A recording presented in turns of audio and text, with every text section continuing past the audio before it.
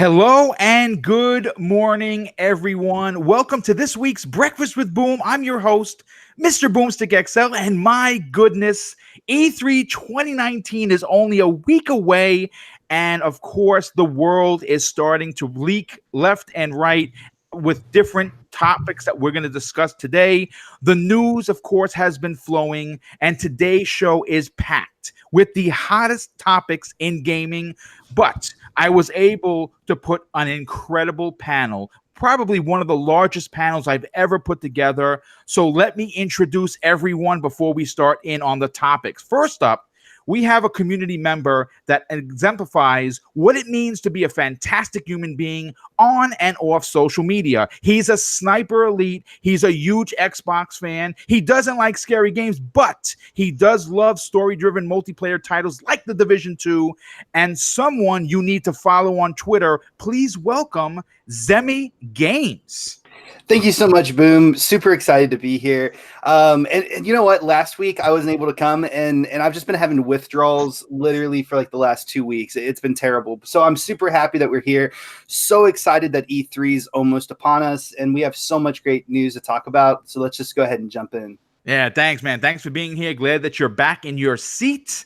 And next, we have the hardest working community member on YouTube. He's the leader of the Sesh Empire. He's a game share professional. He's a diehard gamer who takes the time to appreciate the finer details in game design. And he's someone who is not afraid to tell it like it is. Just look at his last tweet. Please welcome So Shady. Hey, thanks, Boom. It is maximum pleasure to be here. I love it, man. It might be early where I'm from, but not too early to come and talk some video games with yourself, this insane panel we've got here this week, and the awesome community we've been building for about a year, almost two. So let's get into it, man. E3 is like a week away. I'm already losing sleep. Let's go. All right. Well, good. Thanks for being here, dude. And it's going to be a fantastic show. Next, he's a game designer who has the inside track to the pulse of the industry, a podcaster with an opinion that's fair and honest, an important member of the Next Podcast, a mixer, streaming extraordinaire, and one heck of a community's member. Please welcome the Don. Oh, man, I thought you were talking about somebody else. I'm like, who is this guy? I want to meet him. But thanks for having me on there. I'm trying to make up for lost time last week. I do have to bail on the panel a little bit early today, but okay, that's fine. But I will promise to give some views and opinions before I take off. So, well, I definitely appreciate you being here. It's always a pleasure and, of course, an honor to have you on the podcast.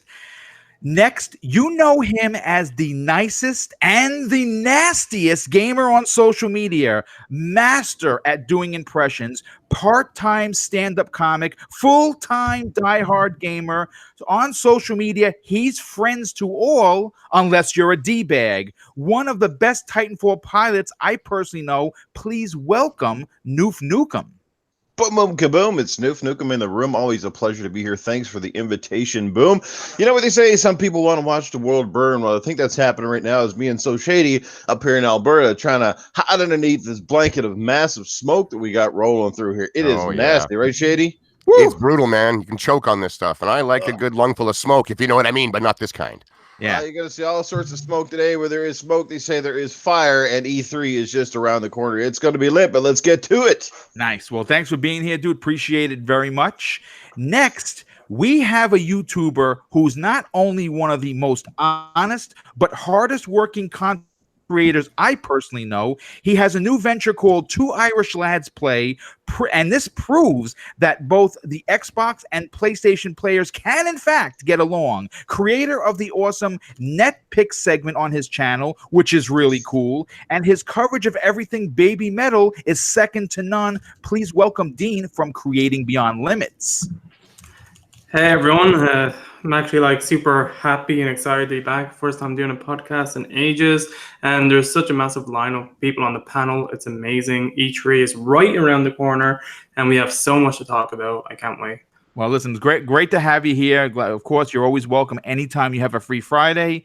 And last, and of course, in no way least, we have a Forza driver that could literally drive circles around anyone who challenges him. And that goes for UK Dazarus if you're listening. Creator of incredible Full Throttle Media website, where his writing skills also shine when he's tasked to covering anything racing related, and someone I consider to be a proper gentleman, making his triumphant return to Breakfast with Boom. Please welcome Alan Walsh. Hey, Boom. It's an absolute pleasure to be back on the show. So thank you for having me on, and what an amazing introduction.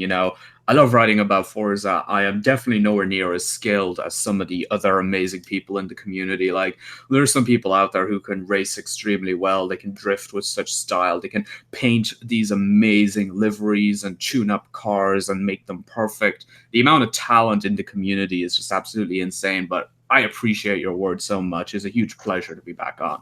Well, yeah, it's great to have you back, and you're a big part of this community. Love what you do. So let's get right into the show. But before we get to the first topic, I have to thank Elemental P with the outstanding $2 super chat, where he says, "Happy Godzilla Friday, 14-0," and we're gonna get to that immediately. As a matter of fact, you know what? Let's let our hair down and talk about Phil Spencer for a second. He has, in my opinion, been dropping bombs the last couple of days on Twitter with some mega announcements. So I want to open up today's show with what is going on with Xbox Game Pass coming to PC. And I think what's more shocking than that happening, and we all knew that was going to happen, first-party Microsoft titles, starting with Gears 5, will be hitting Steam day and date. And I think that is a big deal. What I really enjoyed about what Phil Spencer had to say is that they are working with 70-plus developers to offer a wide range of PC titles to all Xbox Game Pass subscribers. Now, we did talk pre-game. There was some questions as to whether or not it was a separate service, and it has been confirmed that that is not, in fact, the truth. If you have Xbox Game Pass on your console, you have Xbox Game Pass on your PC because you sign in the same way. But you know what? This news absolutely should excite all Xbox players. The more revenue that is made from this Xbox Game Pass service, the more first-party investments that the platform will garner. And with the creation of the initiative's quadruple A studio in 2018, who's to say that all of this extra revenue will not be used to make other AAA first-party studios? We don't know that. Again, this is completely my opinion, but in more money means more investment. And I'll say this before I get to the panel. Xbox Game Pass, in my personal opinion, is in fact the greatest thing since sliced bread, and the value is undeniable. And when big AAA bangers, as the young guys are saying, start to release on a regular basis, the Netflix of gaming will be worth its weight in gold. So, Shady, I want to talk to you about this because you are a guy that does game share. You also are, someone that has roommates. In your opinion, how important is Microsoft getting Xbox Game Pass to PC? I think it's a huge thing. It is huge. I'm not sure if I heard you right. Did you say that the subscription, if you subscribe to Game Pass on Xbox, does it transfer to PC? It's the same thing. You have Xbox Game Pass on PC. That's the way it was described. Okay, that sounds awesome. I thought it was the other way around. That I've actually seen people complaining that they have to pay for it separately on PC. But if it's all encompassing, in the write-up. Yeah, if it's all encompassing, that's much, much better. But even if it's not, and it is just a Game Pass on PC, I think that's fantastic. PC does have a lot of different games that aren't on console, so they could be offering like a really varied game lineup over there that we just don't have access to on the console at the moment, especially at the moment anyways, I'll say. So it's a good thing. I mean, I think Game Pass is almost the biggest and best thing to happen to gaming since I've damn near been born. I mean, I've never had access to this many games, let alone first party. I don't want to say exclusives because I just don't like the word anymore. So just first party content day and date for $10 a month. I mean, and with the deals involved, the fact that I game share, so it's technically 2 for 1.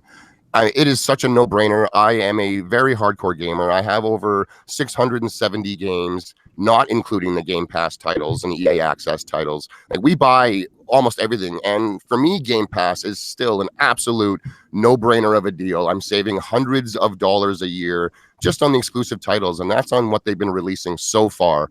They've added 7 new studios. They might be releasing or announcing a few more in a week. Like, I think that the output from Microsoft is going to be going nowhere but up, and we're going to be getting more and more and more games. We're already getting more like indie third-party games that are bigger quality. They got more eyes on them, like Void Bastards and Outer Worlds. They're launching day and date. Like, the service is just, it's getting better by the day, not worse. That's fantastic. I love it. I think it's absolutely fantastic. I recommend it to all the gamers around me all the time.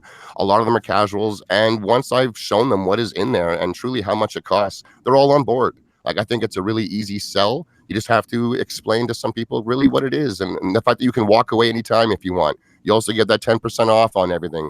I love the service. It coming to PC, I think, is fantastic. I would like to see what types of games that are going to go on with that service, in difference to the console version myself. I think it's a nice thing to see. Yeah, you know, I like I said, I know not everyone is going to agree, and I'm okay with that. But for me personally, for someone that does buy a lot of games, something like the Outer World, which is going to probably be in there, Void Bastards. If you haven't played that game, what are you waiting for? It's absolutely amazing, and it's a $30 game that's in Game Pass day and date with its launch. I mean, there's so much advantage to signing up for that series. But you know, I want to go to Noof Nukem, because I know that Noof, you might have a different opinion on this, and again, this is on a podcast that everyone's opinion matters. This is not a yes man show. So, what is your opinion on Game Pass going to PC? Do you think it's going to be good for Microsoft when it comes to revenue making? It's going to be good for Microsoft, and it's especially going to be good for gamers. No matter where you play, no matter what platform you choose, it is a good thing. I don't really see how I can kind of go against it. You know, I think the bottom line has been and still is for a lot of people. It would be nice to see some of the residual from the PC games that have been coming out to actually come to Xbox. Yes, that's a great seen point. That, yeah, for the last little while, that, you know, the PC is getting all the love. Like, we're seeing lots of titles come out there, but then you're seeing a lot of those games that were traditionally out for the Xbox first, at least, coming over to PC, but not so much as it going back the other way. And, you know, and I think for the last little while, and hopefully it's cleared up a little bit at E3, that, you know, if you're an Xbox gamer primarily and you don't really bother with PC, you're starting to feel a little bit like a second-class citizen. Like, all the efforts and the money and the stuff that we've put into that, into the whole ecosystem of Xbox is kind of all for naught. It feels like, you know, we pay and everybody else reaps the rewards from that. So let's hope that, like I said, this is a good thing for gamers, and I think that it is overall, all around. I mean, I don't really game on PC. I mean, most of us own one, but I just prefer my console experience. I'm right there with you. Yeah, you know, like, so for me, it really doesn't matter. But I think if you're going to get Game Pass and you can play it over both, then how can you not look at that as a massive win-win? It's going to save you some money in the long haul, and then you can play anywhere you like. Yeah, no, I agree. That's a really great point. You know, again, it's not for everybody. Some people want to buy their games outright, and that's perfectly fine. But I think really at the end of the day, Microsoft is and again, I don't like bringing console war shit into the show. I really don't. I stay away from it because I support all 3 consoles. I'm very open about how I play my games, where I play my games. But for Microsoft, they are a company looking into the future, and we've seen Sony also take a glimpse into the future by partnering with them on their Azure servers, and we don't know what else is going to be transpiring between the 2 companies. Needless to say, there are currently, and I checked this morning, I'm not making this number up, there is currently 1.22 billion with a B PC gamers. Now, of course, not every one of those gamers is going to get into Xbox Game Pass. But if you get, let's say, 10% of that, well, just do the math, right? So all of this extra money could go into investments that are going to further open up new studios. And I want to go to Don next on this. Don, in your opinion, being a person that wears both hats, you're a gamer, you're a podcaster, you're an awesome community member, but you're also a developer. And at this, as a developer, the inner workings of monies and contracts and things of that nature. In your opinion, how big is Xbox Game Pass going to PC going to be for Phil Spencer and the Xbox platform? Well, I mean, it's hard. Like, I don't have all the metrics as, obviously Microsoft has, and obviously they're putting a lot of energy and effort into it. But I like the fact that they're not ignoring the PC space. I mean, here's the thing. I work on a PC all day long. The last place I want to play my games is on a PC. So right, for those who enjoy it, more power to them. I get it, right? Like, the only place to play my game right now is on a PC, on my development PC. So, like, I understand, like, the draw of PC game, but you also understand that I come from the space that's where all my headaches reside, so I play on my console, if you know what I mean. That being said, you got to support both, right? Like, they have a symbiotic relationship, right? And I think what a lot of times we do is PC guys look at the console guys and look at edge case scenarios, and they're like, why don't we have this? And then console gamers, I think, inherently look at the edge case scenarios in PC and say, well, why don't we have those? It can be anything from, hey, why don't we have options on console, to why don't we have this particular Gears tactic game releasing day and date? And I really feel like we're going to come at that vergence where they are going to all come day and date. I mean, that's what Microsoft's end goal is with UWP, the fact that they're open up Win32 support. Yes, great help point. out with, with the universal platform. So also the fact that, like, when people are worried about console not being supported, the whole xCloud structure is consoles. They're 100% dependent on game consoles being put in their servers to make that work, so it's seamless for the developers, right? And so it's actually widely adopted. So if the developers weren't going to adopt it, which there is pushback, just so you know, between developing games on a server rack, this is Microsoft's way in saying, hey, you know what? How about we do the work for you? You just have to develop for a console and you're good to go. So I think the grand vision is, well, here's the thing. In gaming right now, there's a division, right? Everything's splintering multiple different directions, right? Gamers are finding games through tablets or phones. They're finding it through PC. They're, held. I mean, even the PC market splintered a bunch of different storefronts, right? Everything from Steam to the Epic Store to GOG, whatever it may be. I think what Microsoft's trying to do is unify it, try to bring it all together, right? And then I know there's reasons why people don't want that, but the reality is, if we can bring gamers together instead of from splintering apart, there's much more greater numbers there, and we can help support one another. And so, yeah, I don't know the ins and outs of Game Pass on the PC, to be honest with you. I've seen controversial information, so I don't want to take a side until I'm a little bit more informed. But if it's unified, like it's one service and you get both, then awesome. And you just got more value for your Game Pass. I mean, I don't see anything negative to it. If it's a little bit splintered, well, you have a Game Pass that's catered to the platform you prefer, which is either PC. Right, that's a great point. So I don't really see anything negative from it. And I think more and more they're doing Game Pass, more and more they're selling developers on it. So I want to see those numbers. I'm sure I'm going to get some sort of privilege to behind the scenes down the road, but I'm not privileged to what's motivating developers to sign up for Game Pass, but they're definitely doing it. So, well, I mean, it's very interesting, and this is a big milestone for Microsoft. It really is. A lot of people were like, "Well, we don't understand the direction of where they're going."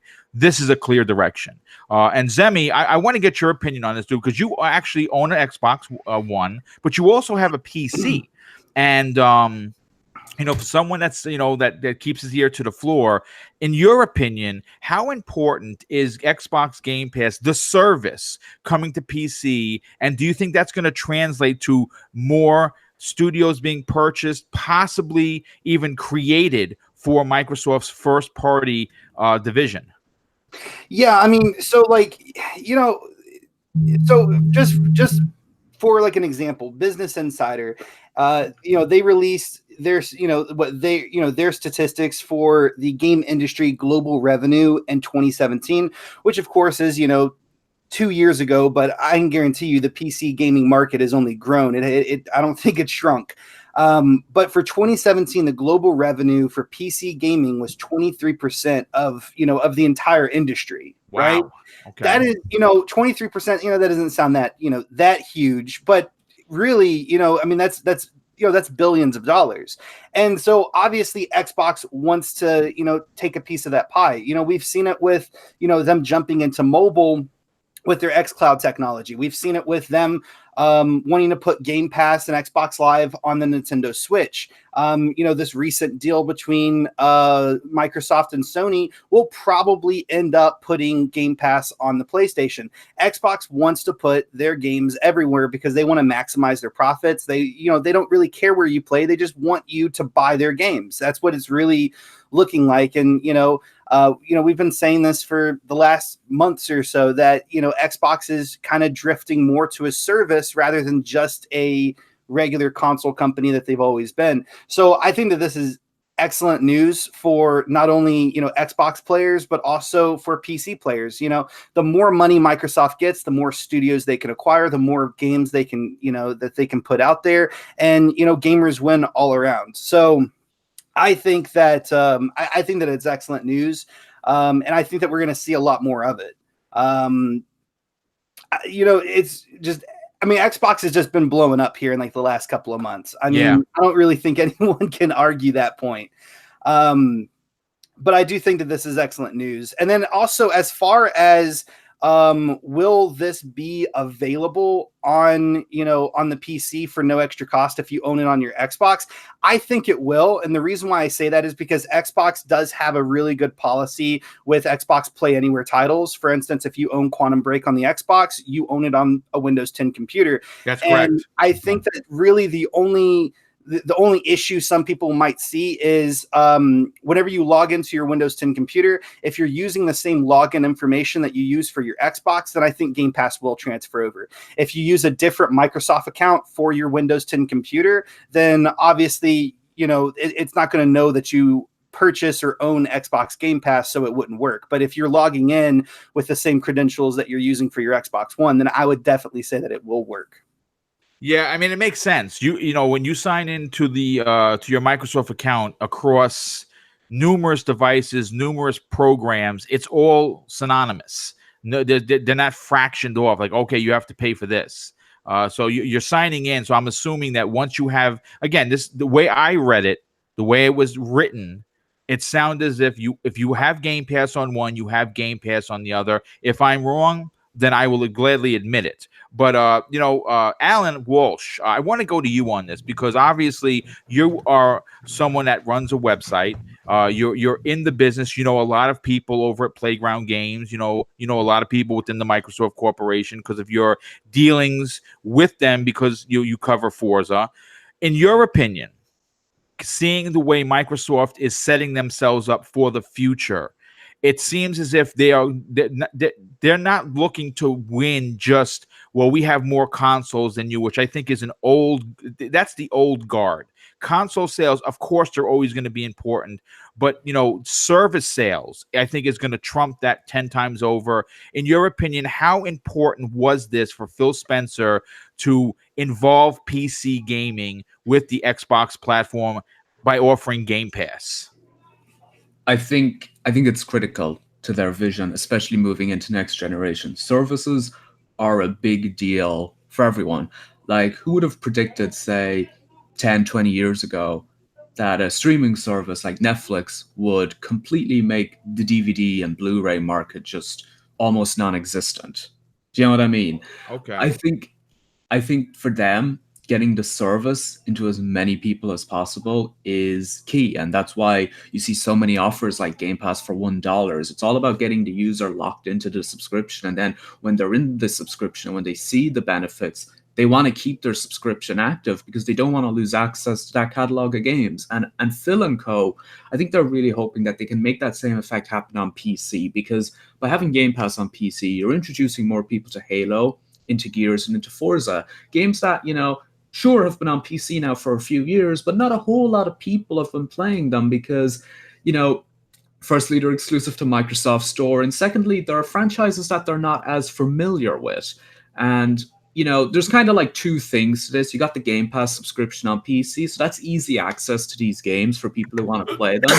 And then secondly, you got these games also coming to Steam, which increases the exposure of these titles massively because people can now get them on Steam. They're going to see them on Steam's homepage. You're going to have Valve now promoting these titles as well. So they're going to be reaching a much wider audience. That increases the amount of people playing these games, and it increases the longevity of these games as well. And as for Game Pass as a service, it's just, I think for them, it's just a win-win across the board because I've been playing more on PC recently. I've been kind of doing, half of my time's on Xbox, half of my time's on PC. And there's definitely benefits you get on PC that aren't on console and vice versa. So I think if you're a PC gamer, and especially, if you're someone who's just built, say, a PC, you're just getting into PC gaming for the first time. And it's like, you want to try out a bunch of games on your new PC. There's now a great way to do that. Yeah, it's a great point. Great point, Alan. It's like the same thing. We've said it before. If you just buy an Xbox and you're like, okay, I have no games for this, what do? You get Game Pass. You buy a gaming PC, what do? You get Game Pass. Yeah. You know what I mean? You're going to turn on your console or PC and you're going to have access right now to 200 games. Absolutely. Which is second to nobody. No one has been able to do that. Like I said, I understand people are going to say, well, no, PC now, PS Now. No, PS Now is a lot more expensive, and they're not offering first-party games day and day. Because if they were, which is what I'm hoping eventually turns into, I will subscribe to that because that means I don't have to go out and buy all Sony's first-party games. I could just download them and play through them and be done with them, and I'm okay with that because I love their first party. But that's a great point, Alan. Dean, why don't you finish this off for us, brother? This has been a great topic to start off the show. In your opinion, do you see the revenue translating from this? And this is a big accomplishment for Phil Spencer and the Redmond organization known as Microsoft. Do you think that we as gamers are going to see this extra large amount of revenue transition to possibly new IPs, new studios being created from the beginning? Because I don't think that the initiative is it. I think we're going to see a few more. I think we're going to see we're going to get some more information this E3 about studio purchases. All of this extra revenue equals a win for gamers. But what's your opinion on it? I think we've already seen, since when they announced Game Pass, what was it, nearly 2 years ago at this point? Yeah, in 2017. Yep. You can already see that with the success that it's been getting, they've just been putting more and more into it. Since the end of last year, the quality of games that have been getting put into Game Pass has increased significantly. Last year, they had Ashen and a bunch of other games, Just Cause, Tomb Raider, and then you have the first-party games. They've just been pushing it. Obviously, all the developers are getting certain games when they come out at the end of the year, they're not gonna all succeed as much as they want. I don't think Tomb Raider sold as well as it wanted. So Game Pass is just helping so many developers because lots of gamers, myself included, you dabble with other games that you never thought that you'd play because you don't have the money to get the extra games because there's already so many other games you want to play. So with more people doing that and then other games having DLC to sell and microtransactions, that's a way lots of the developers are getting more income. And just Game Pass in itself is just so amazing. I'm already getting benefits from the Xbox and the PC. Me and my friend, we play Sea of Thieves when he comes over because my computer and my TV are right beside each other. So cool. I have Sea of Thieves on the computer.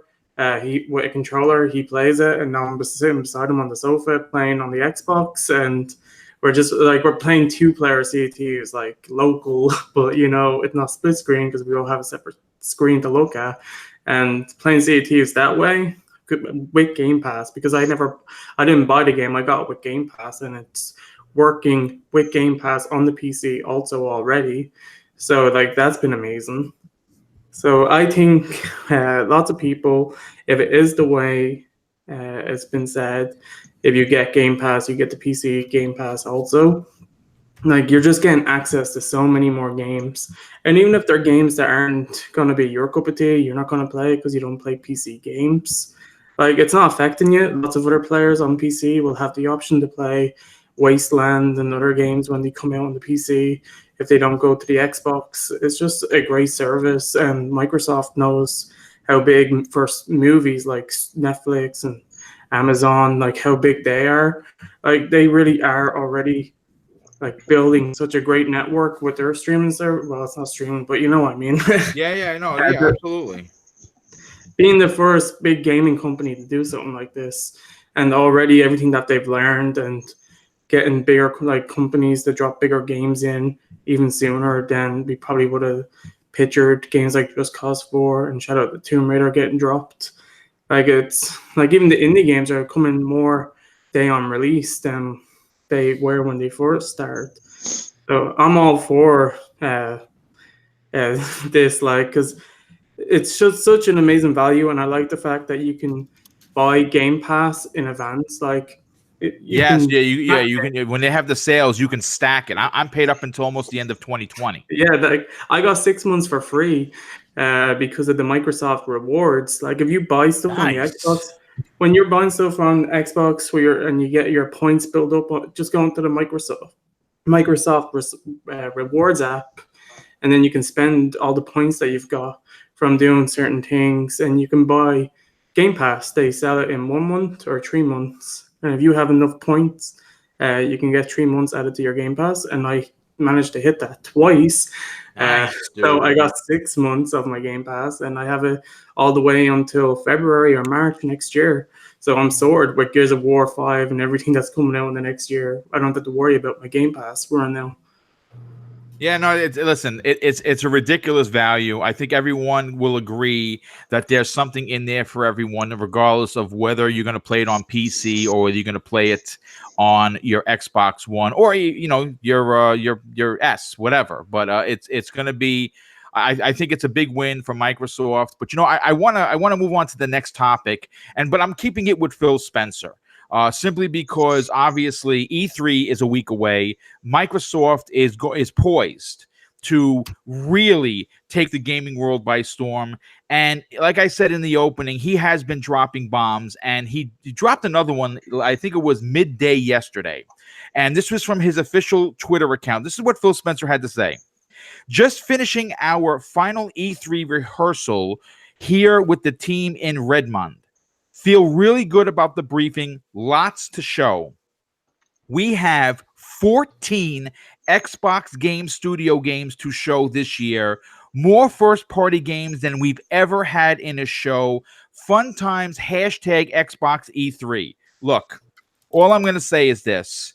Phil and company know how important this E3 is for the Xbox platform and its millions of fans. This very short tweet, in my opinion, spoke volumes to me as an Xbox first gamer. Now, based on what we've heard through the leaks and Phil's recent statements, I believe that this E3 is going to be the one that all Xbox fans have been dreaming of. Now, could I be wrong? Sure. But I want to go to the panel, with my question. Shady, in your opinion, with what Phil Spencer just tweeted, how confident are you that E3 2019 will be that defining moment for the Xbox platform in the next generation? I think it's going to be a huge show for Microsoft. I mean, one, they're the biggest company. They're doing a show this year. That's a big one. And I mean, 14 games from their own internal studios. I don't care what platforms they're going to. They didn't say these were exclusives. They said they were Xbox Game Studio games. 14 of them we're seeing. And I'm already seeing the damage control. Well, Gears doesn't count because we know about it. And Halo doesn't count because we know about it. And this doesn't count because it's coming to the PlayStation. No. These are all Xbox Game Studios. I don't care if we've seen them before. My God, if seeing a game before disqualifies it from being hyped at an E3, I don't know what Sony dudes have been doing for the last 3 or 4 years. Dude, that's ridiculous. I think this is huge. Phil Spencer coming out and saying we have 14 internal games at our show, as well as whatever the third party is going to be doing. And from what I've heard, they're kicking Microsoft's door down, trying to get as many seconds as they can on that stage because they know there is going to be millions of eyes watching it. This is going to be a huge show, not just for Xbox, but for gaming. They're going to show a lot of new stuff, tease some next-gen stuff, talk about xCloud and how you can get access to console quality games on the go, on any device. Like, this is a big show. I'm excited. It is only a week away. Like I said at the beginning of the show, I'm already losing sleep, man. I cannot wait for this. I am pumped. They're gonna deliver. I know it. I can feel it in my bones.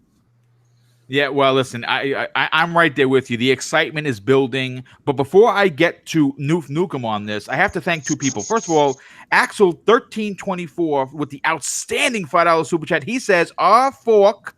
Yeah, fork, not the F word. I made it to the live show today. Read my non-curse word for boom. Ha ha. Listen, dude, first of all, thanks for being here on the live show, and thank you for the generosity, and of course, thank you for being a proper gentleman. Now, the next up is LMNOP with the outstanding $5 super chat. He says, panel, is it safe to bet what 5 of the 14 will be? Do you think that the other 9 will be both PC and console announcements with a mix of AA, AAA quality? Yes, I do.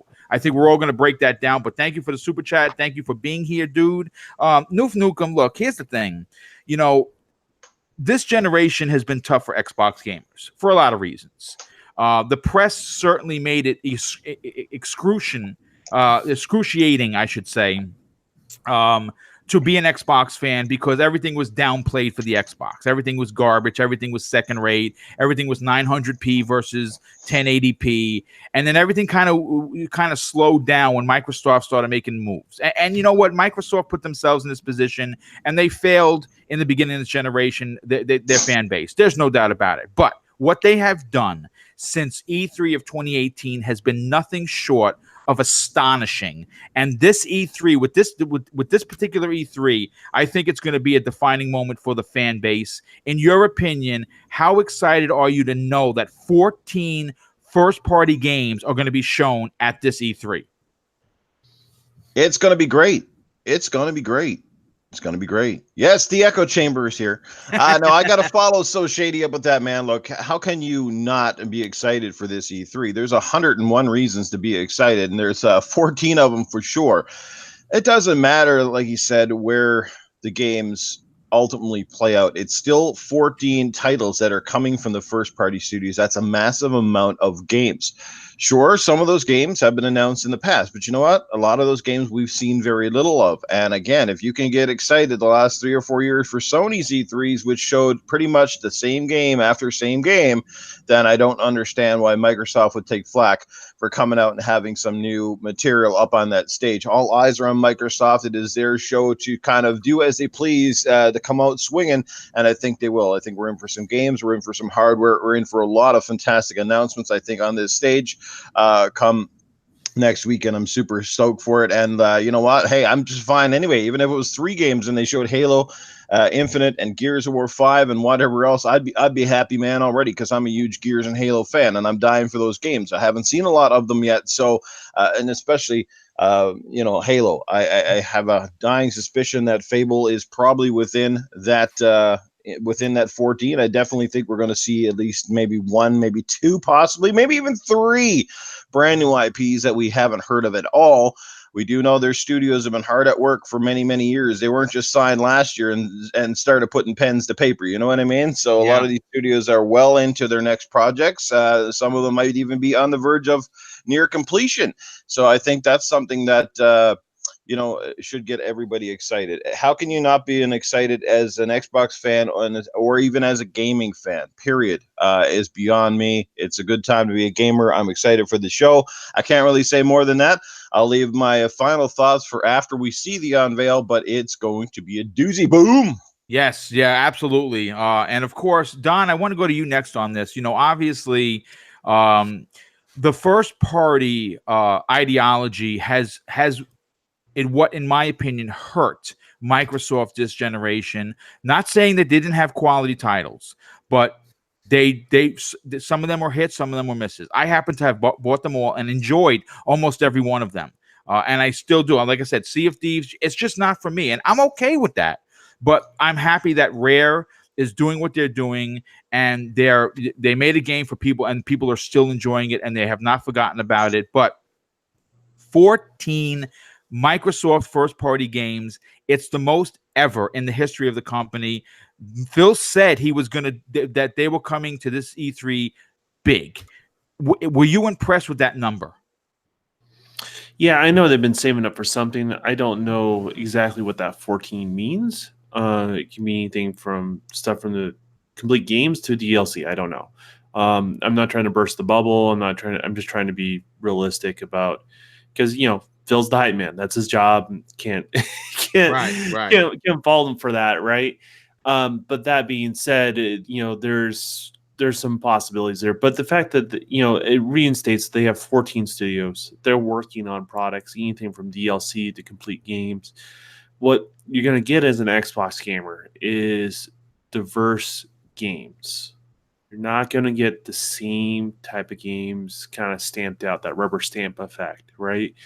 You're going to get different products, and that's huge. And I know people like to rag on, I call the Holy Trinity, Forza, Gears, and Halo, but those are huge franchises within the gaming industry. So anytime when one of those are shown on stage, it's a big event. So I'm just, if we just had those alone, it'd be huge. But they have that additional, I think, what people have been wanting. I don't see anything wrong with that. And I'm a selfish gamer. Make more games, I'll want them. Right. What's rubber stamped on? Are you saying we get more than just third-person story-driven narrative single-player games? Is that what you mean? Over the shoulder? I don't think I would hint at that. But it's. I will. But you get where I'm going. Like sometimes some places, like some publishers, like to make the same type of games over and over and over again, and that's just kind of how it is. And if that resonates with your audience, that's great. But eventually, that rubber stamp wears out, right? Yep. No matter how good the product is. So what Microsoft does, and I think one of their strategies, and sometimes to a fault, right? Because some of those projects didn't work out, and they were probably a safer bet if they tried to do something that was more tried and true. But you can get diverse games. So that's the thing, is not all games are for everybody. And I'm excited. We're going to get small titles. We're going to get big titles. We're going to get, I'm looking for the new Forza DLC. I've been waiting a little too long for that. That game has been a little bit on the light side. I know they say it's a bigger game than the previous one, but it doesn't feel like it. So I'm looking forward to that as well. So, I'm just looking forward. It's one of those few times I can be surprised in the industry, and there's some things that are not surprises for me already. So, I'm looking forward to everyone just getting excited and having fun. I like how you brought up that there could be games with DLC. Like I wanted to bring that up as well. My hype got the best of me, but I expect Forza DLC to be there, and that counts as one of the 14 because Forza is a Microsoft Game Studios title. So it's not 14 brand new games and just stuff that isn't out yet. But I think it will include games with DLC, and I'm fine with that. I'm hyped for more content for the games that I have. Right? It makes sense. And first of all, what we're hearing, and you had actually talked about this on Gaming News at Noon, you had called it that the new Forza Horizon 4 expansion is going to be something very similar to like a Micro Machines based DLC where everything is going to be supersized and you're going to be the small car. Yeah, that's a good rumor. If you ask me, I like that rumor myself. Me too. I think it's different. I think it's you'll have that fun factor. I mean, I don't know. I mean, guys, gals, don't we play games for fun? At least that's what I do. So, you if you tell me that I'm going to be able to play a Micro Machine-esque kind of a Forza coming off of something from like Hot Wheels from Forza Horizon 3, I am definitely okay with that, and I would be super stoked as an announcement. But before I get to Zemi on this, I just have to thank Scrub Nurse with the outstanding $5 super chat. He says this will be the only time Microsoft will be in this position. That is correct. More studios, more first parties to show. third party is lining up in droves. All eyes on Xbox. Yes, that's a great point, and I think we're really gonna win. And real quick, AZ Brown Knight with the outstanding $2 super chat. Thank you for being here, but more importantly, your generosity, that is greatly appreciated. Thank you.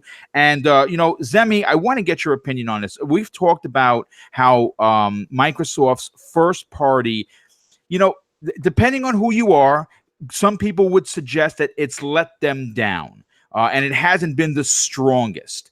And we know that Phil has listened. He's listening to the gamers. That's why they bought all those studios. That's why they created the initiative. That's why they doubled their studios in one fell swoop. And we think more are coming at this E3. For you as a gamer, as an Xbox first gamer, how important was it to hear that 14 games that are going to be shown are first party? I mean, I think it's absolutely important. And to take it a step even further is, I think some of these games that might be shown off are going to be from companies that Microsoft just recently acquired and that they will announce, because, currently Xbox Game Studios, they currently have 13 teams working, right? Now, a lot of these teams have either already released, games, and I mean, development cycles take, quite a bit of time. And I don't think that they're going to show off a game that's not going to be ready within, 2 years or so. So I think that they're going to definitely be announcing new studios, and we're going to see what some of these new studios are working on for Xbox as well. And then, of course, just like other panel members have mentioned, I definitely think that we'll probably see some future content for Sea of Thieves, and that will probably be one of the titles that they're talking about. Maybe some future content for Forza, for Minecraft. So I don't really think it sounds a little bit better than what it is. Like, I don't think it's going to be 14 brand new titles or brand new games.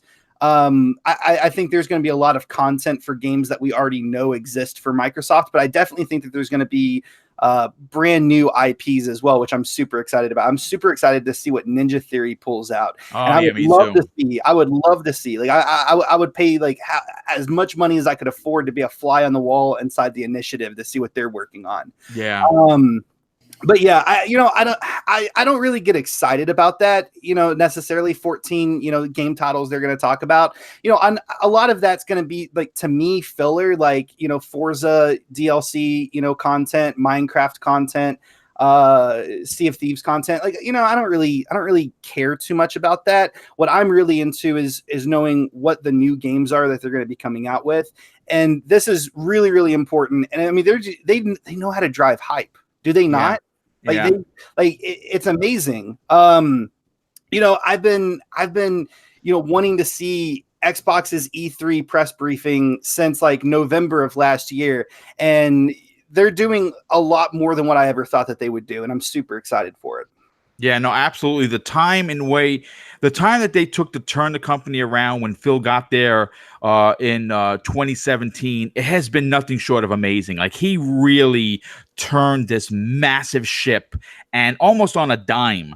And speaking of turning on a dime, Alan Walsh, I want to go to you because you obviously are heavily invested in dealing with Microsoft, and you've been in the trenches because obviously you do write for Full Throttle Media, and Forza, of course, is a big part of that.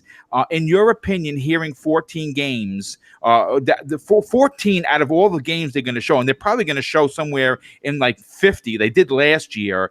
That's a huge chunk. And on top of that, Phil Spencer himself confirms it's the most ever first party game show. This is what the people wanted. What is your opinion on this, dude? I am I'm excited. I'm excited to see what the 14 games are. I'm really curious to see if they're going to show us even a glimpse of what the initiative is working on, since that's personally the project I'm most excited to see.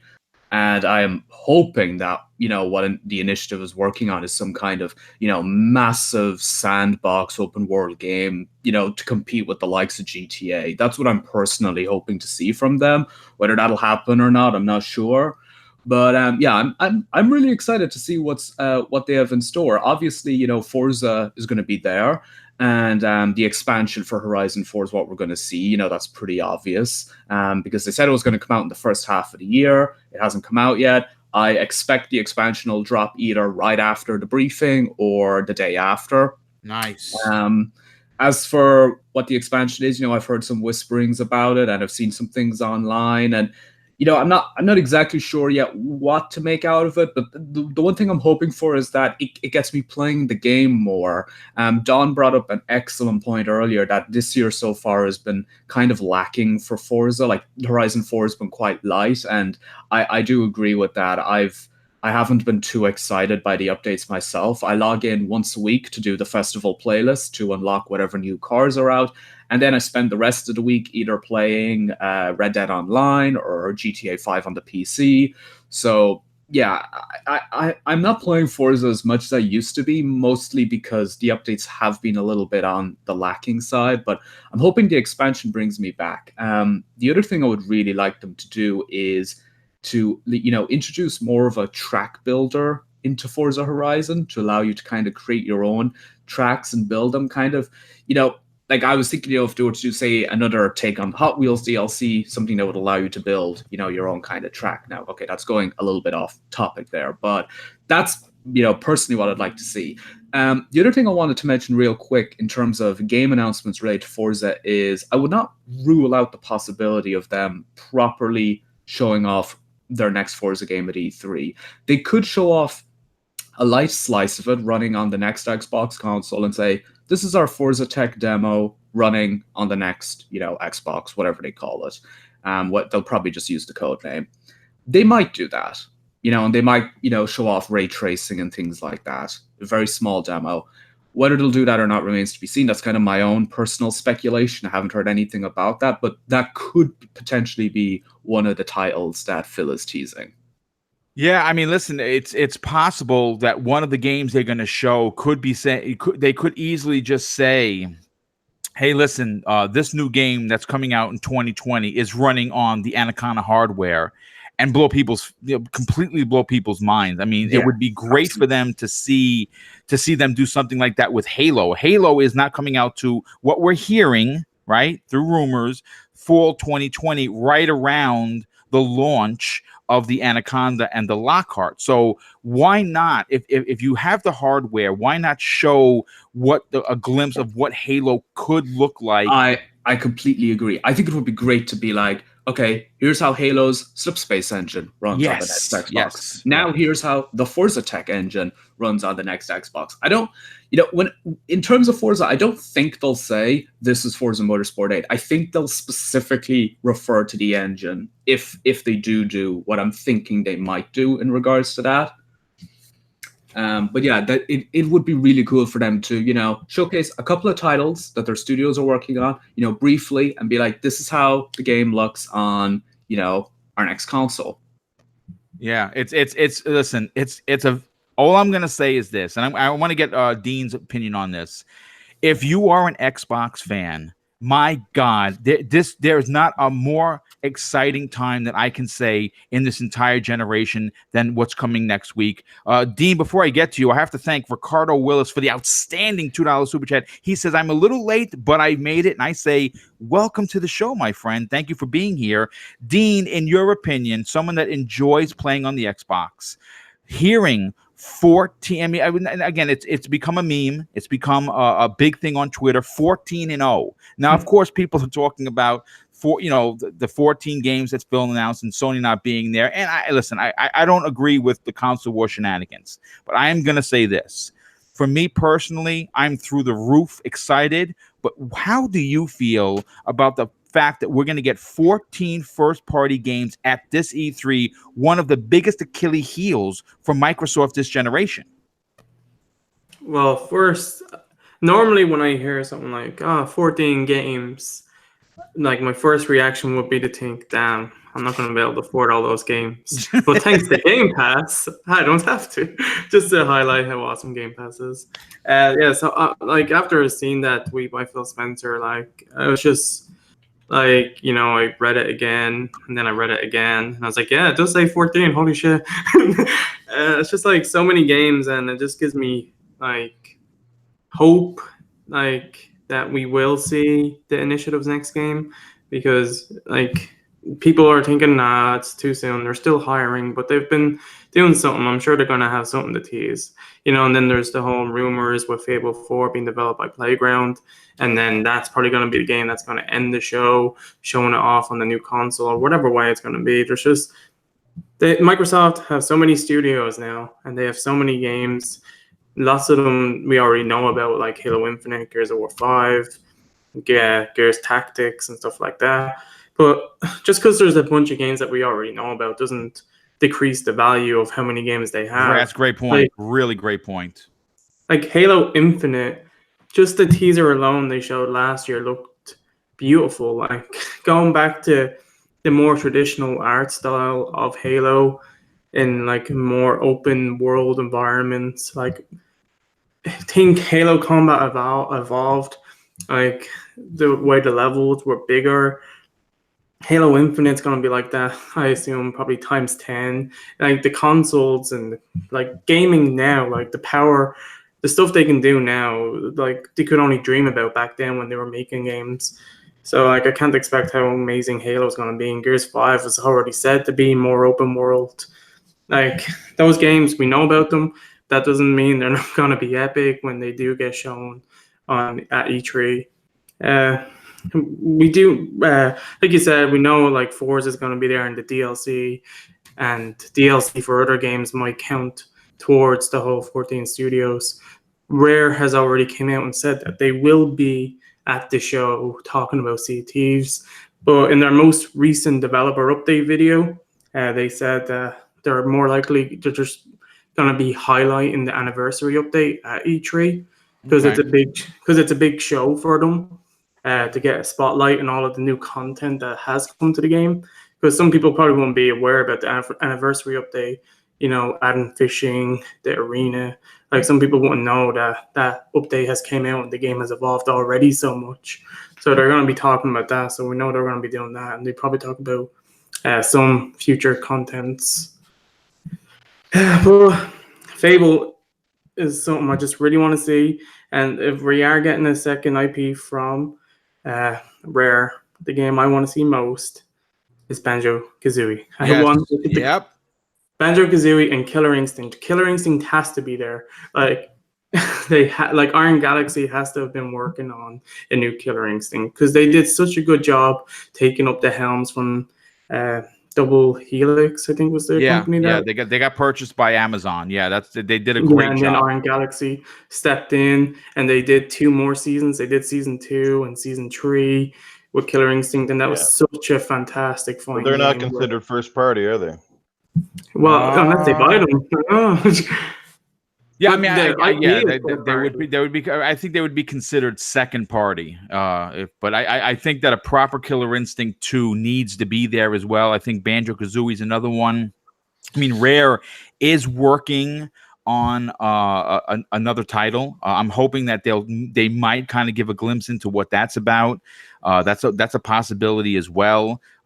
All I'm going to say is it's been very exciting the last few days, and I think as we get closer to E3, I'm actually hoping that we don't get any more leaks because I want to be there surprised. I want to be watching like everyone else and just be completely blown away. But first of all, before we get to the next topic, because this has been great, I have to thank Errol Channer with the outstanding $2 super chat. Errol, thank you for being here, dude. I appreciate that, and of course your generosity. But next, we're going to talk about something very controversial. Death Stranding's release date is November 8th, and of course that's great for Sony players. But we're not here to talk about the release date as much as we're here to talk about what we witnessed in a trailer.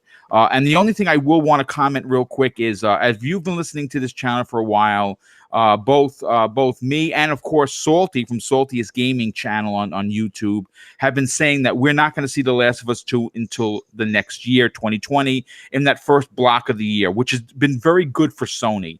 And according to Jason Schreier, that is, in fact, going to be the case, that we're not going to see The Last of Us 2 until February of 2020. That's what he reported. But we're going to talk about Death Stranding. And for me personally, I think everybody knows that I really and truly enjoy Sony's first-party titles. For me, I guess people would say I'm a selfish gamer. I like the single player experience. I like the story driven narrative. I like the adult themed content that you get with these games. But Death Stranding is going to be the first Sony exclusive that I am not buying day and date. I saw the trailer. I watched it 3 times before the show between yesterday and this morning, and I have to say that I am thoroughly unimpressed with this game. Graphically, it looks like what you would expect, a masterpiece. The actors really do look like you're watching them on TV. Graphically, it is astounding how great it looks. But when you talk about gameplay, it looked very stiff, and this is coming right from Shady, which he'll elaborate in a second. It looked, for me, again, unimpressive. When I saw him fighting off these guys in hazmat suits with a briefcase, I kind of just rolled my eyes and be like, you know what? I think this is too far-fetched for me as a gamer. I understand that Kojima, he does tell wacky stories. He is a very storied developer. I take nothing away from his talent. He is talented, but this game certainly is not for me. And before I get to the panel, I just want to read the description. And this is coming directly from the official description of the game. Okay, so if you're like me and you were unimpressed and you had a question mark or an exclamation point like Solid Snake over your head in classic Konami style, this is what the exact description for the game says. It says, "Journey between life and death. Begin your quest to save civilization in a broken world, rifle with supernatural dangers. Face unique challenges, arm yourself, and take aim at a variety of objectives in your missions to reunite a broken nation while balancing under the weight of your cargo as you travel. Protect your supplies from wild bandits and stay safe from terrifying beached things, or face failing those who depend on you. Explore the world." It says here, unpassable obstacles that block your path and force you to find different routes, while supernatural elements alter the physical state of your surroundings. It says here, death is not the end. Lose your life during combat, and you find yourself in an upside down realm searching for a way back to the living. And it says here, to assist other players. Help other travelers without ever crossing paths via online gameplay. Send supplies, share safe houses, and walk in the footsteps of fellow couriers to reunite the civilization. Look, is this Stranger Things? This is look. I take nothing away from the dude's talent. And if you're a Sony fan, if you're a gamer and you're excited for this, I am not going to shoot you down. I say go crazy and enjoy this game. For me, it's a hard pass. An 8-minute trailer completely confused me even more. I found nothing intriguing about the gameplay. It looked stiff. It looked very blah, if you will. But you know what? Enough of my opinion. So Shady. First of all, you tweeted out something pretty awesome. Which I think is hilarious. But in your opinion, what does this game say to you? Weird. It says weird. That's really about it. I mean, the graphics are gorgeous, but most of that trailer, what we saw, looked a lot like just pre-rendered cutscenes. I expect them to be pretty gorgeous, to be honest, and I'm not overly impressed with that. The gameplay that they showed, the graphics were nice, but that being said, I found it extremely stiff. And just, I mean, what are we doing here? Just wandering through one environment after another, and the enemies are mostly, the mountains? I got to climb that mountain. Good thing I've got an 80-foot extendable ladder in my backpack. Like, the game even describes it, you're a courier that's just delivering things to try and, I don't know, reunite the United States, because without the humanity's need to join together and be a community, we're all going to just die. Or, I don't know. I'm intrigued with the story. I'll give it that. It's very sci-fi. I'm a sci-fi guy, but I thought the gameplay was just so blah. Like when those guys were chasing him in the melee moment and they were missing with their sticks, and then all of a sudden he goes from running forward to on the spot, taking 3 steps back to dodge and then keeps going. Like there's already memes about it. I think it looks ridiculous. the one part where the combat, he's fighting the same guys in the yellow suits with the suitcases off his back, and that looked really clunky and stiff as well. And then there was another scene where he has a gun and shoots a guy, and that looked just very, very hollow. I mean, obviously, I wouldn't know what it feels like until I've actually played the game with my own hands, but I've been playing games long enough that when you look at a trailer and just the way it looks really does give a lot into what you think the game's going to feel like. And this just looks like it's going to feel loose, clunky, stiff movement. Him climbing that ladder and stuff looked stiff. I think the gameplay is missing in this game, and Kojima is one step closer to his dream of making movies. This is a movie with very, very, very subtle gameplay moments to kind of string it together from what I've seen. And this isn't the first trailer either. This is like the fourth or fifth trailer that is teasing this game's narrative and stuff. Could you imagine seeing any movie trailer and you have absolutely zero idea what is happening at all? You just know that it's got famous faces in it. It doesn't happen very often, and those movies tend not to do very well. It's ridiculous for it to go this long. I'm glad that there's a release date finally, but for it to go this long and show off this much stuff and literally have every single person still going, what is happening? What are BTs? What is the underworld? What is going on in this game? It's not going to hurt the game to tell us something that actually makes sense. Like, it's fine to be weird, but I think to be weird just to be weird, I'm not on board with doing that kind of stuff. And this looks like what this game is offering in spades is don't try and figure it out. Just clap your hands like a fanboy, basically, when the credits roll and claim it's the best video game of the year, when I think it's the least video game of the year, at least from what I've seen. I mean, I'm interested in the title. It is going to be a bargain bin purchase for me. I'm going to be honest about it, but I'm interested in it. But as far as a video game goes, I don't think this is impressive at all. Yeah, it's a great point. A lot of really great stuff there, dude. I mean, listen, you know, we're gamers. Everyone on this panel is a gamer, and I think you're hearing a lot of people not hate on this game because it's a PlayStation exclusive. I think the game itself just didn't do it for a lot of people. Noof Nukem, let me ask you something. Are you interested in pretending that you are, let's say, a FedEx driver delivering packages? Because that's what this really does look like. When they talk about courier, where you have to deliver packages to save humanity, it just seems like it's your typical very strange story that there's a lot. You miss a cutscene and you're completely lost. What were your takeaways from an 8-minute trailer? Well, my takeaway from watching Norman Reedus run around in that trailer was that I hope he's got lots of rollbacks for that giant backpack he's been toting around with all the Inspector Gadget leftovers. You know what I mean? So, unbelievable. Look, the thing is, if this game was being put out by a third-party publisher and it wasn't a Sony exclusive, would this game be getting as much hype from that side? But, you know, the same side of the fence, would this game be getting as much hate maybe if this was an Xbox centric game? So there's two sides of the fence to look at here. I mean, sometimes weird can be cool, but weird for the sake of weird, not really. Like I said, the thing is the fact that after all of the footage we've seen of this game, that no one can really make sense of it all is kind of baffling. Like, does even Kojima, did he even start with a script for this game, or did he just throw pieces together in the hope that they all connect at the end of the day? I'm not really freaking sure. It definitely is baffling. It's weird, but the game looks incredible. There's no question about it.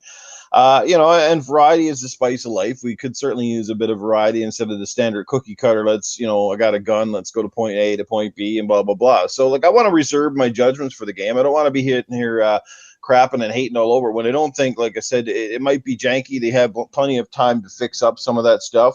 I would just like to know a bit more. I love the acting, the talent that they certainly brought forward. You know, Mads Mikkelsen and Norman Reedus, and you got Guillermo del Toro in there and all that sort of stuff. And this game is coming out right within that the Game Awards window, guys. So make sure that you keep your mailbox open for the invitation to the Kojima and Jeff Keighley wedding, because that's probably coming up. That's great. That's great. You know, and lastly, there's just not to straggle on too long here, and I'll be noof stranded here in a minute. But you know, that collector's edition is got to be one of the weirdest ass collector's editions I have ever seen. Yeah, it's going to be the conversation piece.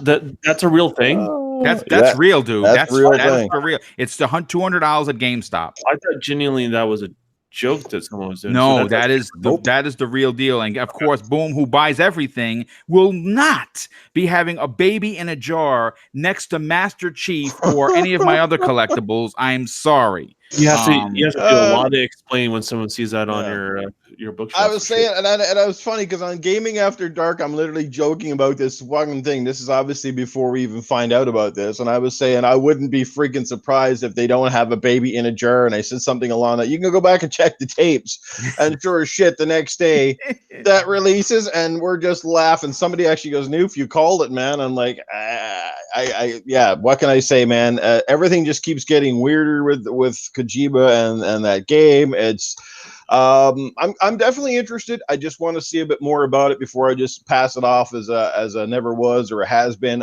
It definitely is an interesting game.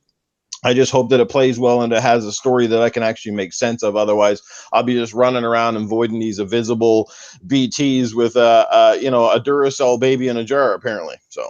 Yeah, it's odd. You know what? I want to go to the Don next on this. Obviously, everyone knows your history. You are a developer. You are currently making a game.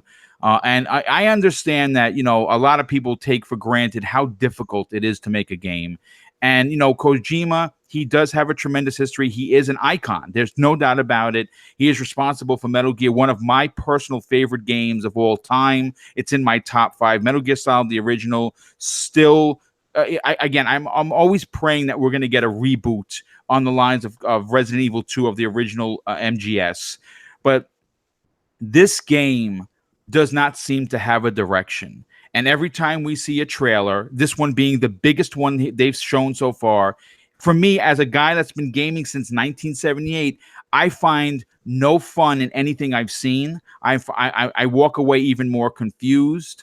And I completely found myself uninterested in the 8-minute trailer. The only reason why I watched it 3 times was to make sure that when I came on today's show, I gave a proper opinion with of course, the authority that I did in fact watch the trailer multiple times. For you, as a gamer / developer, were you as confused as I was with what we seen? No, I went to art school, so yeah, I'm used to seeing stuff like this. Here's the thing: I have to do a couple caveats here. Like, obviously, Kojima, if he stopped producing games tomorrow, he will have a more accomplished career than I'll ever have in my lifetime. And I'm not saying that to be down on myself or put him on a pedestal, but I mean, he's accomplished that much in his lifetime. So give the guy where credit's due. Because of that, I think he gets kind of a free pass to do whatever he wants. And this is that game. And when you talk about Kojima fans, I think there's 2 different types. I think there's the ones that love like the artsy, the cinematic approach that he has to games. And I really feel like there's people like where he innovates on the gameplay. And I really, when I look at this game, I just like, okay, this is kind of the cinematic artsy crowd that's going to like it. And that's the only thing I can think of. I mean, I keep looking at the game. I'm like, it doesn't appeal to me personally. Doesn't mean it's a bad game. Doesn't mean I won't try it. Doesn't mean any of those other things. It's just kind of just a little too strange, a little too out there. It's intriguing, but it's not interesting. It's not compelling me to want to purchase it. In regards to that, and I think that's a fair criticism. I think, but then the same token, he's Kojima, so he can pretty much at that space in his career. He just kind of can do whatever he wants. I mean, look at the guy that does Captain America. He's going to do arts films now, right? Yeah, yeah, right. I mean, because he's reached that point in his career, he can do stuff like that. So if you look at Kojima, I mean, who would have published this game? Yeah. Would Ubisoft publish it? Would EA publish it? Not really a whole lot would have published it. And if this was a sales pitch, I can see a lot of people that were interested in him going, well, all respect, but we'll go somewhere else. And I think your vision's different than where we want to go, or what we want to take a risk on. So I hope he's successful. I really do. I hope the game finds its audience because it's a new type of game. And it's going to be hard to find a new audience with a new IP like that. But I mean, that's kind of my take on it. I mean, I mean, it's easy to make jokes. It's easy to make fun of the game. Like it's really easy to make memes of the game, right? But you can do that about some of the best games out there, right? Yeah, sure, And of course you can. No one's just jumping on the game for fun. It is what it is. Exactly. So I'm gonna keep my eye on it. Am I excited for it? No. Am I hating it? No. I just I'm just gonna see how it kind of pans out and see what his grand vision, his grand dream is, and see if it resonates with people. It'd be interesting to see. Yeah, absolutely. And real quick, before I get on to Zemi's point of view on this, I have to thank AZ Brown for the additional $2 super chat. Thank you very much. That is very kind of you. Zemi, I want to get your opinion on this because obviously you don't own a PS4, but you don't do it because you hate on PlayStation. You just own an Xbox. That's where you enjoy playing.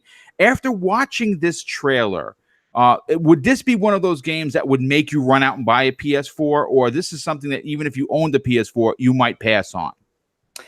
I mean, the game's unique. I mean, I like unique games, but I don't know if I'd buy it or not. The game just looks way too weird, and I don't know if the game ultimately is going to be that confusing to follow the story, or maybe the marketing for the game. Kojima maybe had a little bit too much to do with the marketing side of the game. I really don't know. I mean, the game just, it looks really interesting. I mean, I really like sci-fi, just like so Shady was saying, I really like sci-fi. And so I was looking at things that were happening, and even that long ladder, I was like, oh, that's kind of cool. Yeah. I haven't seen that before. So I don't hate the game, per se, but just really, I've never really been a fan of Kojima. Like, I've never really been a fan of Metal Gear Solid or anything like that. To me, those games, the stories always seem kind of weird and confusing and going in weird directions. I don't know. I mean, and like the gameplay of the game just really didn't look that good. It kind of looked like Metal Gear Solid's gameplay. I mean, there was a lot of similarity with that, but it just didn't look great as point. smooth. Which I'm not exactly sure about. I would really like to see an actual gameplay trailer, or see like an hour of gameplay to watch and see how the game plays out. Because like you were saying, you're a courier delivering packages and stuff like that. Well, yeah, but I mean, in Fallout New Vegas, you were a courier, carrying packages around, but there was a lot more to it as well. So I would really like to see more gameplay. Ultimately, I'm not going to buy it for 3 reasons. I don't own a PlayStation. The demons and the creepy baby just kept freaking me out, and I love it. That's great. I'm unsure about the gameplay, but I don't think I'm not going to hate on the game. I mean, it's weird. I kind of like weird. It's very unique, and I really like unique games. I don't know. I mean, look, it's interesting to say the least. I think a lot of people are going to buy it for the weirdness of it. I think that this is something that you're going to see. This is going to be targeting a niche audience. Where if you're a Kojima fan, you're probably going to run out and buy this game day one, and that's great. That's awesome for you if you're going to enjoy it. I think I could see this selling somewhere around 2 and 3 million. Very, very similar to what a lot of the Japanese games that come to the PlayStation, that we don't get on Xbox, which I hope that changes, because I like a lot of those niche titles, like Neo, for instance. If that was on the Xbox, that would probably sell 2 million copies. That was a fantastic game that's still an PS4 exclusive. Games like Persona 5. A lot of people like it. A lot of people don't like it, but it's still sold around 2 or 3 million copies. Same thing with the Yakuza series. So I think this is going to fall in line with that. But Alan, I want to get your opinion on this. Listen, I suppose that because they're not going to be at E3, this is a bigger deal simply because Sony, they didn't have much to show. I think this is great for the fans because they're not going to be at E3. They're going to miss out this year, and I think that sucks. But for Kojima to drop an 8-minute trailer, that was really good for the fan base. But at the same time, for me, it completely turned me off from buying the game, and I buy all their first-party games. After watching the trailer, what were your thoughts on it, dude? It actually got me kind of interested in the game. Okay, great, good. From a storyline perspective, it is really, really fascinating. It kind of has this idea of the importance of connections to like different people and the importance of, you know, reliance on different people and stuff like that. That all sounds really interesting to me. And the characters, the cast, the world all looks amazing. Like, he's making a fully explorable open world here, which I'm genuinely excited to check out. I think that's going to be amazing. However, my only little problem, you know, obviously does come down to gameplay. You know, I kind of share the same sentiment here with the panel. I'm worried about it being like one big fetch quest where, you know, you're a courier and you deliver something to another place. That doesn't sound very fun, and I hope that that's not what, you know, the whole game is about. I would really, you know, you know, it's Kojima. I think he's keeping his cards close to his chest. He's focusing mostly on the storyline aspect. I think he wants the gameplay to really be a surprise, but I would still like to see more gameplay before release. Some of the online asynchronous stuff they're doing sounds kind of cool. I would, you know, kind of prefer a full-blown co-op mode, but it is what it is. But, you know, the big points for me are the storyline seems extremely fascinating. The cast is incredible. Yes. And the open world looks brilliant. I'm definitely interested. Whether it'll be a day one buy for me or not, maybe, maybe not. I might leave it until Christmas, or I might just wait until the PC release. Not sure yet. I'll decide that, you know, much closer to its release. But I'm interested.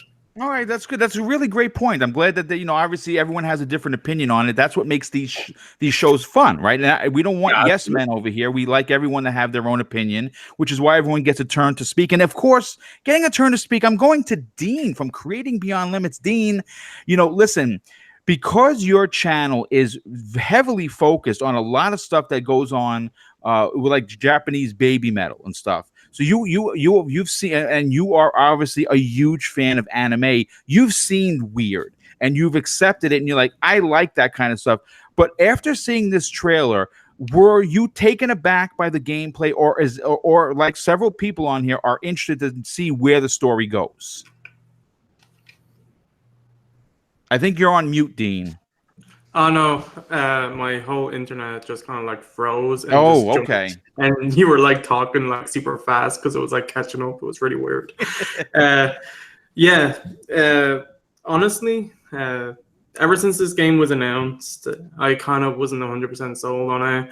I wasn't too interested in it. I didn't hate on it or anything like that. I did think like graphically it looked amazing, like Norm.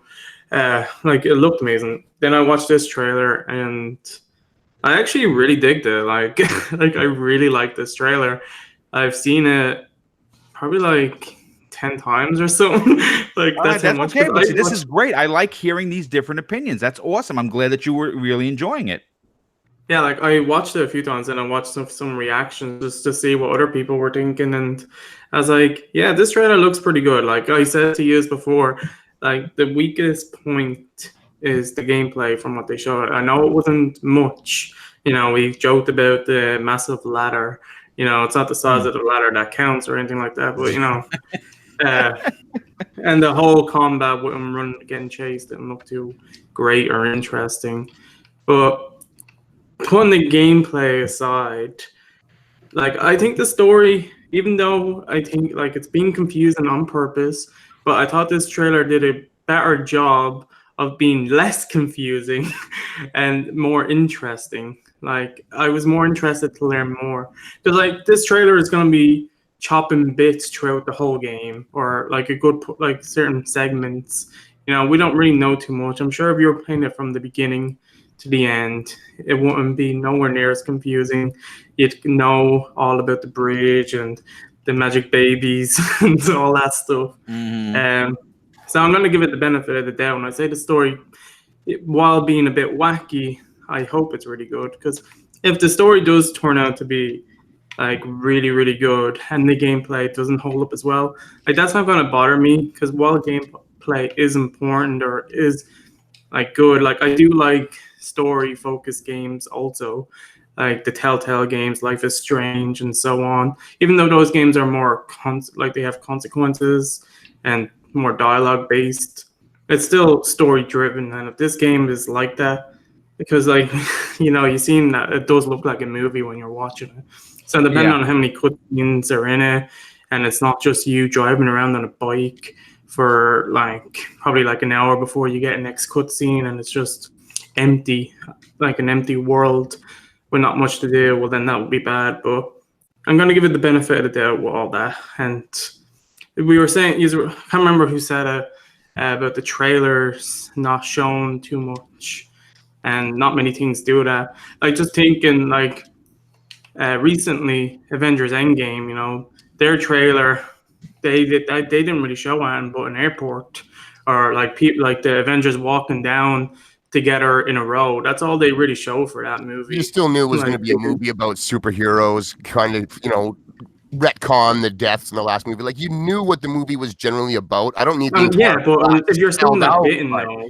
My God, like most trailers for movies, for games, they do give you the gist of what's happening, whereas this game, quote unquote game, has been extremely deceitful, not even deceitful, just not forthcoming. It's confusing as all hell. I mean, watch that very first trailer with the tank rolling out with all the octopus arms coming out of the side of the tank and Mads Mikkelsen in there, and compare that to the 9 minutes we just saw yesterday, and you're like, what is happening? Like, it's just weird to be weird. And this game specifically, sorry to steal the mic, but I mean, like, it fits my too much story, not enough game. This is a video game, and it's going to get all the praise in the world for being artistically driven and nice graphics in the cutscenes, and the story is weird, or it's this or it's that. But the gameplay looks so lacking. It might be amazing. It doesn't look that way. But I just don't like it when video games like this are up for like game of the year and all this praise, when it's so light on the video game side. It's way more on the movie side. Like, if you were to make a few interactive scenes where you made a decision in Avengers, is all of a sudden Avengers Endgame the best video game of the year because you got to push A or B twice through the movie? No. And I don't think games like this deserve that type of video game praise. Like, we need a new classification, experienced or something. Like, this isn't really a video game. It's something else. I don't like it.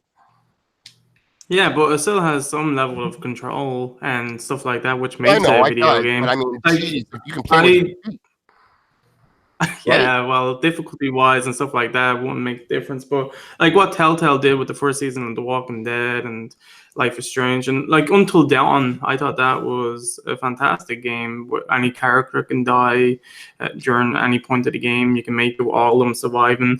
Like I wouldn't lower the quality, like, or just because of the gameplay is limited, I won't count them any less of a video game. Like they are different and they do offer certain experiences. Like when you're reading, when you're reading like a choose your own adventure novel, is that a game book because you get to make choices throughout the story that affect what's happening in the book? I don't think so. Making choices isn't enough for me to consider it a true video game. Holding a controller in my hands to push A or B when choices pop up, I think is the weakest form of video game there is. And just because the story is fantastic, I think it's rough to say that it's the best video game of the year or something. I think it's kind of a slap in the face to actual video games. Yeah, but I mean, it's still interactive. It's still video on the screen. You're still pressing buttons. You're getting enjoyment out of it. I mean, it's a game.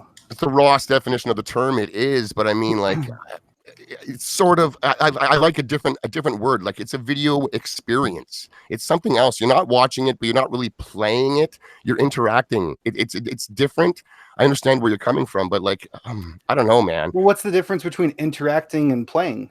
One of them is skill-based generally. There's usually a way to lose, stuff like that. Like, there's things on the line, not just guiding your way through a story. Like, I don't know, man. There's room for these experience-type games. I'll even say games again. There's definitely room out there for them, but to say that it's offering something even close to like a Call of Duty or a Batman Arkham game or Horizon Zero Dawn or anything like that, I think is silly. It's but like not at all. saying something like The Wolf Among Us, like, which like it's just such a great story ending. Like there's certain games, like, well, they all are, like, the choices, and I know the gameplay is very limited. It is. You know what? I will say this. Right? I want to say this about this because I kind of want to move on to the next topic because I know Don has to get out of here soon, and this the next topic is a good one. You know, the thing is this. You know, with the 8-minute trailer, in my opinion, and again, everyone's going to have their own opinion. Some people are really digging it. Some people are really on the right side of it and saying, it's with the Drake meme where he's giving the hand. It's not for me. I'm on that club right now. There wasn't enough gameplay to sell me as a person looking forward to play the next Kojima game. It was heavily drowned in by cutscenes. And which is what he's known for. And I'm taking nothing away from it because I really enjoy Metal Gear Solid. In fact, I loved Metal Gear Solid 5 where a lot of people did not because it wasn't their kind of Metal Gear. I freaking loved that game and I put a shit ton of hours into it. Though this over here, again, I'll just close out this particular topic with this point. If the game appeals to you, by all means, go out there and buy it. Enjoy the hell out of it, and don't let anyone tell you otherwise. But if you're a person like myself who actually wants to play a game or know or understand about a game before buying it, you'll stay away. But you know what?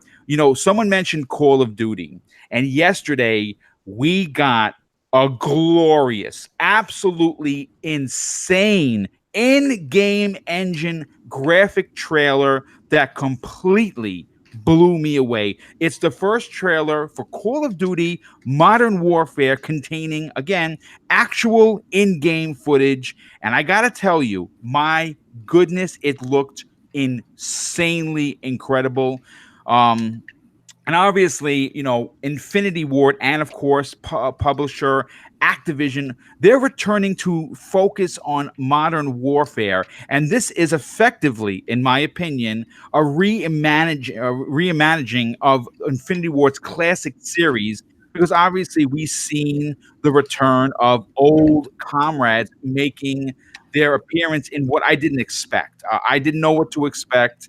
And I was actually blown away. Now, of course, we're getting the most important part in Call of Duty, in my opinion, and that is the glorious single-player campaign, which is what I live for. Listen, I understand that some of these campaigns, they're 8, they're 9, they're 10 hours, and I'm okay spending $60 to get a Jerry Bruckheimer-type experience. That is what I want in my Call of Duty. But it's going to have multiplayer. The multiplayer is probably going to be fantastic. There's no doubt about that. It's Call of Duty, but I'm very happy what I saw. Now, this is my question, and this is going to go to the chat, of course, but to the panel. Now, for me, this is my Call of Duty. This is what my personal Call of Duty looks like. I skipped Black Ops 4 because it didn't have a single-player campaign, but the graphics in this new Call of Duty are really pushing boundaries I did not think were possible from the trailer on these current consoles. It's obviously going to look amazing on the Xbox One X. It was confirmed very, very late yesterday, very early this morning, that PlayStation does in fact have the marketing for Call of Duty, and they're going to get a 30-day advancement on the content.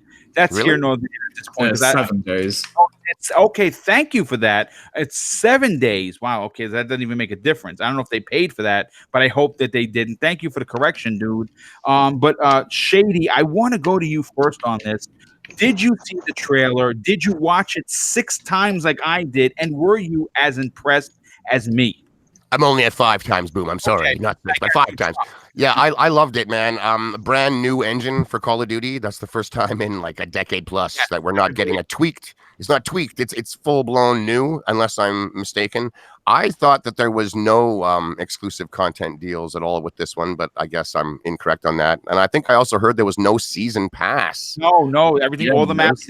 Pass. Oh, did they confirm that the maps are free? Because when I first heard no season pass, I'm just like, oh, so you're just gonna sell map packs then? That's all. Like, Maps are free. Okay, well Maps that are is free, awesome. but That's COD awesome. points are returning. I can see that. Like, there will be some form of monetization, obviously, just to make up that lost revenue of the season pass sales that they won't have. Like, there are a lot of people buy season passes for Call of Duty, a lot. Yeah, like a lot. Yeah. So definitely. they need to offset that money somehow. I do expect it to be aggressively monetized with its, cosmetics and things like that. Hopefully, it's not XP boosts and powerful weapons and things that you're buying, pay to win mechanics. Get that crap out of here. But cosmetics is fine. I expect it to be pretty aggressive in that aspect. But the graphics, Boom, my God, they looked phenomenal, just so good. I got a lot of an urban vibe from this game, and when they were talking about it being controversial, kind of like that No Russian level, the only scene I really saw that was controversial, quote unquote, was the one where it looked like that girl, I think she was a woman, she jumped up on the hood of the car and obviously killed, into the glass. Yes. yeah, and killed the people inside. So I'm assuming there's some kind of like massive civilian unrest, maybe some kind of a global civil war happening, some kind of big terrorist organization maybe is going all out around the planet. I don't know what's happening, but it looked really, really, really good. I'm excited for it. I do love COD campaigns. I'm not all about the story of these campaigns. I'm more about the scenarios that I get to play in. Yeah, like where am I? The graphics happening. Am I in an office tower now? So when I throw grenades, we got PC parts and stacks of paper and like dividers and stuff from people's offices blowing everywhere. Are we out in the streets? And I just like the environments and the settings that we get to do. I think they're going to bring back Spec Ops mode as well in this game, or at least I hope so. I loved it. Like, those are just mini campaigns that don't need a story outside of like, hey, they got the president, we got to get him back, and that's it. And you go in and you do what you got to do in this little scenario they've set up. That's why I like the campaign stuff. Cooperative is back. That is huge for me. I love cooperative Call of Duty. It's so good. And yeah, man, I'm hyped. I'm looking forward to more information, more on that multiplayer. I hope they go all out. I want to see a single player. I want to see multiplayer, some form of zombies. I'd like it if they did a battle royale again, even this year with this new engine. It would be great. I'm a COD fan, and I'll be picking it up this year, day one again. Yeah, I mean, I'm a day one buyer for sure. Real quick, before I get to your Noof, I have to thank Chaos Theory with the outstanding $5 super chat. He says, watch the Call of Duty trailer. I'm all in. He loves Infinity Ward. And yes, this seems like Infinity Ward is back. First of all, dude, thanks for being here and hanging out. And also, thank you for the generosity. It's greatly appreciated. Noof, listen, we saw an old-time favorite making his again, triumphant return in Captain Price. That cigar lit up in the dark. I got goosebumps seeing it. I loved his character. I loved the way he was portrayed. What were your opinions on this outstanding trailer yesterday? Hey, does this new Call of Duty have fetus jar Molotovs? If so, I'm all in. Look, no, in all seriousness, it's good to see, Call of Duty franchise, move the needle a little bit to sort of come back in a big way. That's what happens when you get starved for great content. And I do believe, like you said, I think they're on a new engine now. The graphics looked absolutely outstanding through this trailer. It was a great day for trailers yesterday. Not only did we get to see Call of Duty Modern Warfare, but Rambo, The Last Blood trailer came out too, and that blew my mind. But we'll save movies for another day. But yeah, pretty cool stuff. I mean, the last time that I really felt invested in a COD franchise was probably with Infinity Ward and Call of Duty Modern Warfare 3. After that, I just lost track. I know a lot of people love the Black Ops franchise. It wasn't my favorite. I never really cared for them. I liked the first one a bit, but after that, that series just seemed to just go in a different direction for me. And I think a large part of the thanks, in a sense, for Call of Duty maybe getting back on track goes to games like Apex Legends and Fortnite and stuff. And I'll explain why I say that, because I think what's going on, I think it's kind of funny that all of a sudden now Activision's starting to do some of these turns in the way that they model their games and how they sell it to their consumer base. I'm pretty sure they've heard the outcries of rage from fans over the years of being overpriced and lack of content and blah, blah, blah. And I think, when they came out with Black Ops 4, what was it, their mode? Blackout was it called? Blackout, yes. And it didn't really set the world on fire. It didn't really sort of knock Fortnite and all these other games, Apex Legends, off the mountain, so to speak. So I think they're taking a serious look at the market and the way that free-to-play games are now starting to sort of kick them in the ass. I mean, like I said, every dollar spent on a competing game is a dollar not spent probably on COD, and I think they're starting to see that. It's great to sell all the physical copies in the world. I made a point in this in the chat earlier. Selling physical copies is great. Having 10 million games sold is great, but if they don't make residual revenue on a constant basis, it's a kind of a loss for those companies. That's why they build these models now. Even the single player games these days, you're starting to see a lot more content go into the games that require you to spend microtransaction dollars, because that's where they can make it up. Give you the game cheap and fucking make the money back on other ways, right? Yes. That's the entry level has to be smaller. This is where they're going. Now, I expect Call of Duty is still going to be, your full price game out of the box, but they're going to find another way to nail you with other things. Some people will care, some people won't. I think if you play the game a whole lot, you're going to certainly, you'll get your money's worth, and you'll probably be able to collect a lot of this stuff in due time. But again, as far as the game itself goes, Boom, it is good to see Captain Price back. Now, I could be wrong in the promotional picture of this game, and I might be the only one picking up on it, but it looks like Michael Fassbender with that mustache. Oh. I could be wrong, but it actually looks like him. And That's a good point. Call of Duty's been famous in the past for using big name actors in their games, and listen to the voice acting in that trailer, and it almost sounds like Mike. I could be wrong. Totally. I just looked at the picture in the promotional pic and I go, geez, that looks like Michael Fassbender with a big old, what do you call it? The mutt chops or whatever. I was like, it could be him. Did anyone else snicker when they were obviously out in the dark, super stealth, and then Price turns around and he's smoking a giant lit glowing cigar? Yeah. I mean, the smell, the light, everything about it. It's like, we got to go in quiet, boys. This is all ultra stealth. Hold on, let me smoke this cigar. I laughed. It was so tacky. I thought it was funny, though. Great. Absolutely. But I'll leave it at that. I'm excited for it. It's the first time in a long time. I mean, I was a little bit excited for World War II just because it was nice to see Call of Duty sort of return to its roots. But this is Infinity War. Hopefully they're back in a big way, and hopefully Call of Duty sort of gets back on track and actually has a game that leaves a long-lasting impression on our minds. And bottom line, campaign is back. Something that was really missed by me last year. So thank God for that. I'll leave it there, Boom. Yeah, I mean, well, listen, I mean, it's great. Again, I think that what we didn't really touch on that point, Don. Being a developer as well as a gamer, like we said earlier, seeing that they finally, for the love of Jehovah, changed the engine to a new engine, you can immediately tell the difference on how well this engine seems to be running. Just on the trailer, it looked amazing. How excited are you to play the new old Call of Duty? So, did they confirm it was new engine, or did they just update the existing engine? No, I think this is confirmed as a new engine. Well, it's good that they've worked on something, because before it was just feeling like they copied and pasted, and I know it's more work than that, so I don't want to downplay the people that work hard at those studios, but it felt like the same game over and over again with a different aesthetic, right? So, right, This has a lot going on, and from a visual standpoint, I love how the fabric's moving all the time. It gives everything kind of a dynamic look versus like your typical characters where clothing looks real stiff or feels really stiff, right? It looks like a good game. I may pick it up. It just depends. I pick up Call of Duty it just depends on what's coming out that year, if that makes any sense, because I'm always I know Call of Duty is almost always going to be there every year, so if it's a light year on games that I'm really interested in, then I'll pick up a Call of Duty as a filler for myself, and so I just have to wait until E3 to see if this is going to fill up my my game portfolio this year, or I'll just pass and pick it up later. Yeah, I mean, listen, it makes sense. I mean, again, it's going to be there whether you get it day one or you get it maybe in December. When the closing out the year, you may get a sale on it. Who knows?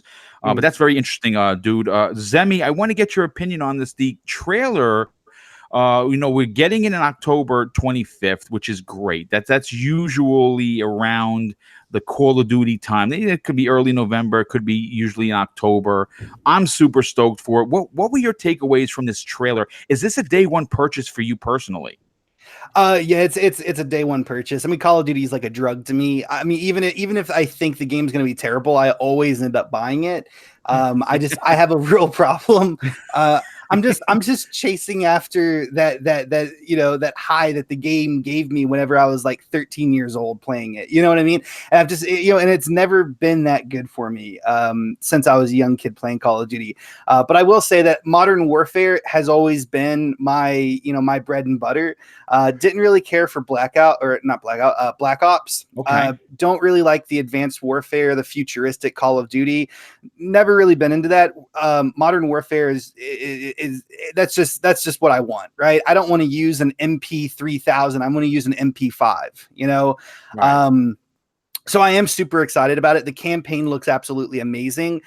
Captain Price coming back. I mean, like, I love him. He's fantastic. And the cigar thing, absolutely amazing. Well, Captain Price, he can do that. All the other guys in the squad, they can't do that. They don't, they didn't crawl through the grass, avoiding the Russians the way he did. And I really hope that in the single player campaign, there is at least another mission like that, where you're crawling through the grass, going underneath tanks, driving over you, the way it was in in Call of Duty 4 Modern Warfare. Right. One thing that really kind of threw me for a spin was the title of the game, Call of Duty Modern Warfare. I mean, we've, Call of Duty 4 Modern Warfare, Call of Duty 4 Modern Warfare Remastered, and then now we're going to do Call of Duty Modern Warfare. I'm just a little bit confused on that. I think that they should have definitely plopped the number 4 behind it. I don't know if this is going to be a prequel or if this is going to be a reimagining of the first game. I'm not 100% sure. I couldn't really tell from looking at the trailer. A lot of the scenes from the trailer kind of reminded me of scenes that happened in the very first game, with Captain Price and all of them, like in their I guess like their swimming suit, or like their like ultra black like latex suit, like walking around. That really reminds me of like one of the opening missions of Call of Duty Modern Warfare. And then also the scene of like the desert town with the US soldiers in it and like a big bomb going off. That really reminded me of the nuke that got dropped in the very first game as well. So it might be a reimagining of the game, but I really wish that they would have put the 4 behind there. I think I also heard that Battle Royale is not going to make a return to this game. No, is that not correct? Yeah, that is correct. I'm super excited about that, because like that Battle Royale kind of in a way killed this recent Call of Duty for me, because I don't really like, if I want to play BR, I'm going to go play PUBG or God forbid Fortnite. But I mean, I just didn't want that in my Call of Duty, and Call of Duty is not a good game to play long distance gunplay with, right? It's just too clunky. Call of Duty's always been best, close range, medium range, those long, those tight quarters. Yeah, I really did not enjoy that in the least bit. And then also, all the bad kids were going to Battle Royale, and so I was playing Search and Destroy with some like really sweaty people, and I wasn't performing the way I wanted to, or I used to. Great. And so I really hope. So I'm very, very, very happy that Battle Royale is not going to make a return. Hopefully, a lot of the really bad kids at Call of Duty from Fortnite come over and leave Fortnite and come over to Call of Duty, so I can kill you. That's really what I'm hoping for. That sounds like a plan, dude. Very well. I'm super excited for the game. No, that's cool. Listen, I was blown away. What I was hoping for is a collector's edition that comes with the goggles, like the original did, and I will rebuy that and put that right on my shelf, because those goggles were dope. Alan Walsh, I want to get your opinion on this, dude. I know that you're a Call of Duty fan. Were you completely blown away by what they showed on yesterday's first actual official reveal? Was I completely blown away? I don't think so. Was I very excited and hyped though? Yeah, definitely.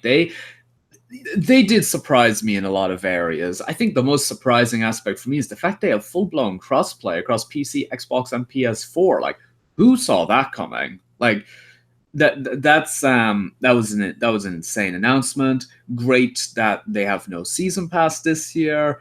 The campaign mode looks phenomenal. It's dark, it's gritty. They've said that if you thought the No Russian mission was controversial, well, you've seen nothing yet. So I'm very excited to see what they have in this game. I think the campaign mode could be one of the best in COD history, at least from what they're saying and from what we've seen so far. Obviously, we've only saw a small glimpse, But yeah, it looks really, really good. And I'm so glad campaign is back. I'm so glad that, yesterday's reveal just focused on the campaign, nothing else. It was just about the single player. Infinity Ward, they've always been my favorite Call of Duty studio. And the fact that they're making this new engine for the game has me very excited. So I think it's going to be, a bit of a technical masterpiece. The engine has been in the works for 5 years. So this engine started development before Infinite Warfare came out. So it's been in the works a long time. And it just shows how much they future plan stuff as well. But yeah, I'm looking forward to it. Definitely think I'm going to be picking it up day one. Yeah, well, I think a lot of people. I think there's going to be another big win for Activision, and of course, Infinity Ward. And Dean from Creating Beyond Limits, close out this topic with what you thought of seeing that trailer. How many times did you watch it? And more importantly, are you buying Call of Duty Modern Warfare day one? Well, I just want to quickly say, Activision, this is a message directed towards you. Let Bethesda know that it is completely possible to change a game's engine. Thank you. Okay. Yeah, because Call of Duty has been using the same tweaked game engine for years. I know we got into that. These are all saying it, but that helps them develop the game, but also makes it hard for people to tell the difference, other than the aesthetics and the year that's based in. But other than that, if you've seen pictures or people playing one game to another, you wouldn't know which Call of Duty they're playing. And it's like that with Bethesda. They've been using the same engine. So I'm just very happy that it's a big change. It's a massive change. And doing a reimagining Call of Duty Modern Warfare, if you were to ask me what is my favorite Call of Duty game, this along with Black Ops 2. The reason I say Black Ops 2 is because I think that has the best zombies mode, because I had a lot from World at War. Okay. But Call of Duty Modern Warfare has a fantastic multiplayer and story mode. The first mission when you're on the ship is just epic. It's amazing, dude. Yeah, that's so a great scene. I remember playing that when it came out on my 360, and I was blown away by that first mission. I was like, holy shit, this game looks amazing. Holy shit, the ship is sinking. What the fuck's going on? Sorry for the language. I was just like, get to the chopper. I need to get away. And then the mission, just how slow paced, a lot of the missions are, being stealthy, sneaking in the grass. The later Call of Duty games just became big action-packed movies full of explosions. Wow, that looked amazing and played extremely well. The Call of Duty Modern Warfare, it did have a slower approach with the missions and wasn't as over-the-top action as future games went on. And from what I've seen about this game, it's meant to be like that. It's meant to be more slower paced, more stealthy type missions. It's just not going to be a big action movie. While it will have those missions and moments, it's not going to be compared to some of the more recent ones. I haven't played Call of Duty in years. The last Call of Duty I bought probably was Black Ops 2, because they just kind of went they just got repetitive. They didn't change enough, and I just thought they just were getting worse in quality as they went on. But this game looks amazing. Yeah, even though they didn't show that much, just the promises and the fact that Activision said the whole crossplay thing. I know that probably doesn't mean a lot to everyone on the panel or everyone watching, but seeing a big company like Activision getting with Call of Duty, getting full cross-play unlocked, knowing how Sony has been until recent events with the whole cross-play, a game like Call of Duty having crossplay with Xbox, PlayStation, and PC, is such a big. It's just like Fortnite was when they first did it.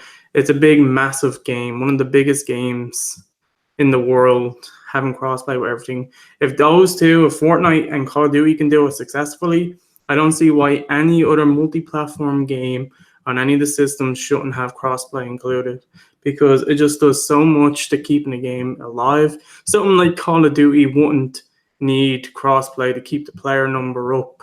But smaller games would benefit so much from being able to play with other people on different systems. So hopefully every other company adapts this in the future, because crossplay is massive, and I'm happy to see they have that in the new Call of Duty. Yeah, no, that's a great point. That's actually a really fantastic point that they do have, in fact, the cross play. But listen, we're closing in on 2 hours. I have one last topic I want to talk about, and then we're going to get everybody out of here. Cyberpunk 2077 developer continues to tease big news for E3 2019, and the excitement from the fan base, including me, could not be any higher. This story I pulled from comicbook.com, one of my favorite sites. Last week, during another financial report for the company, CD Projekt Red's CFO once again reiterated that E3 2019 will be the company's most important E3 ever, and teased that the Polish studio has an exciting lineup. Now, this is what he had to say. The most important E3 fair in the group's history is upon us, said the CFO. We have a truly exciting lineup and cannot wait to present it.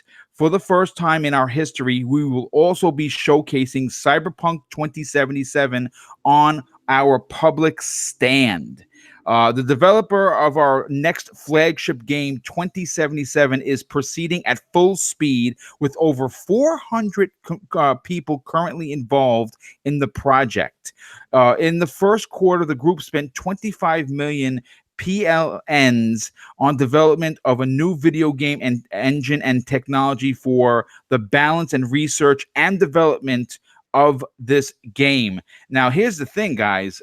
This is what's unbelievable about what we're hearing is not that we're just going to see Cyberpunk 2077. That in itself is going to be amazing.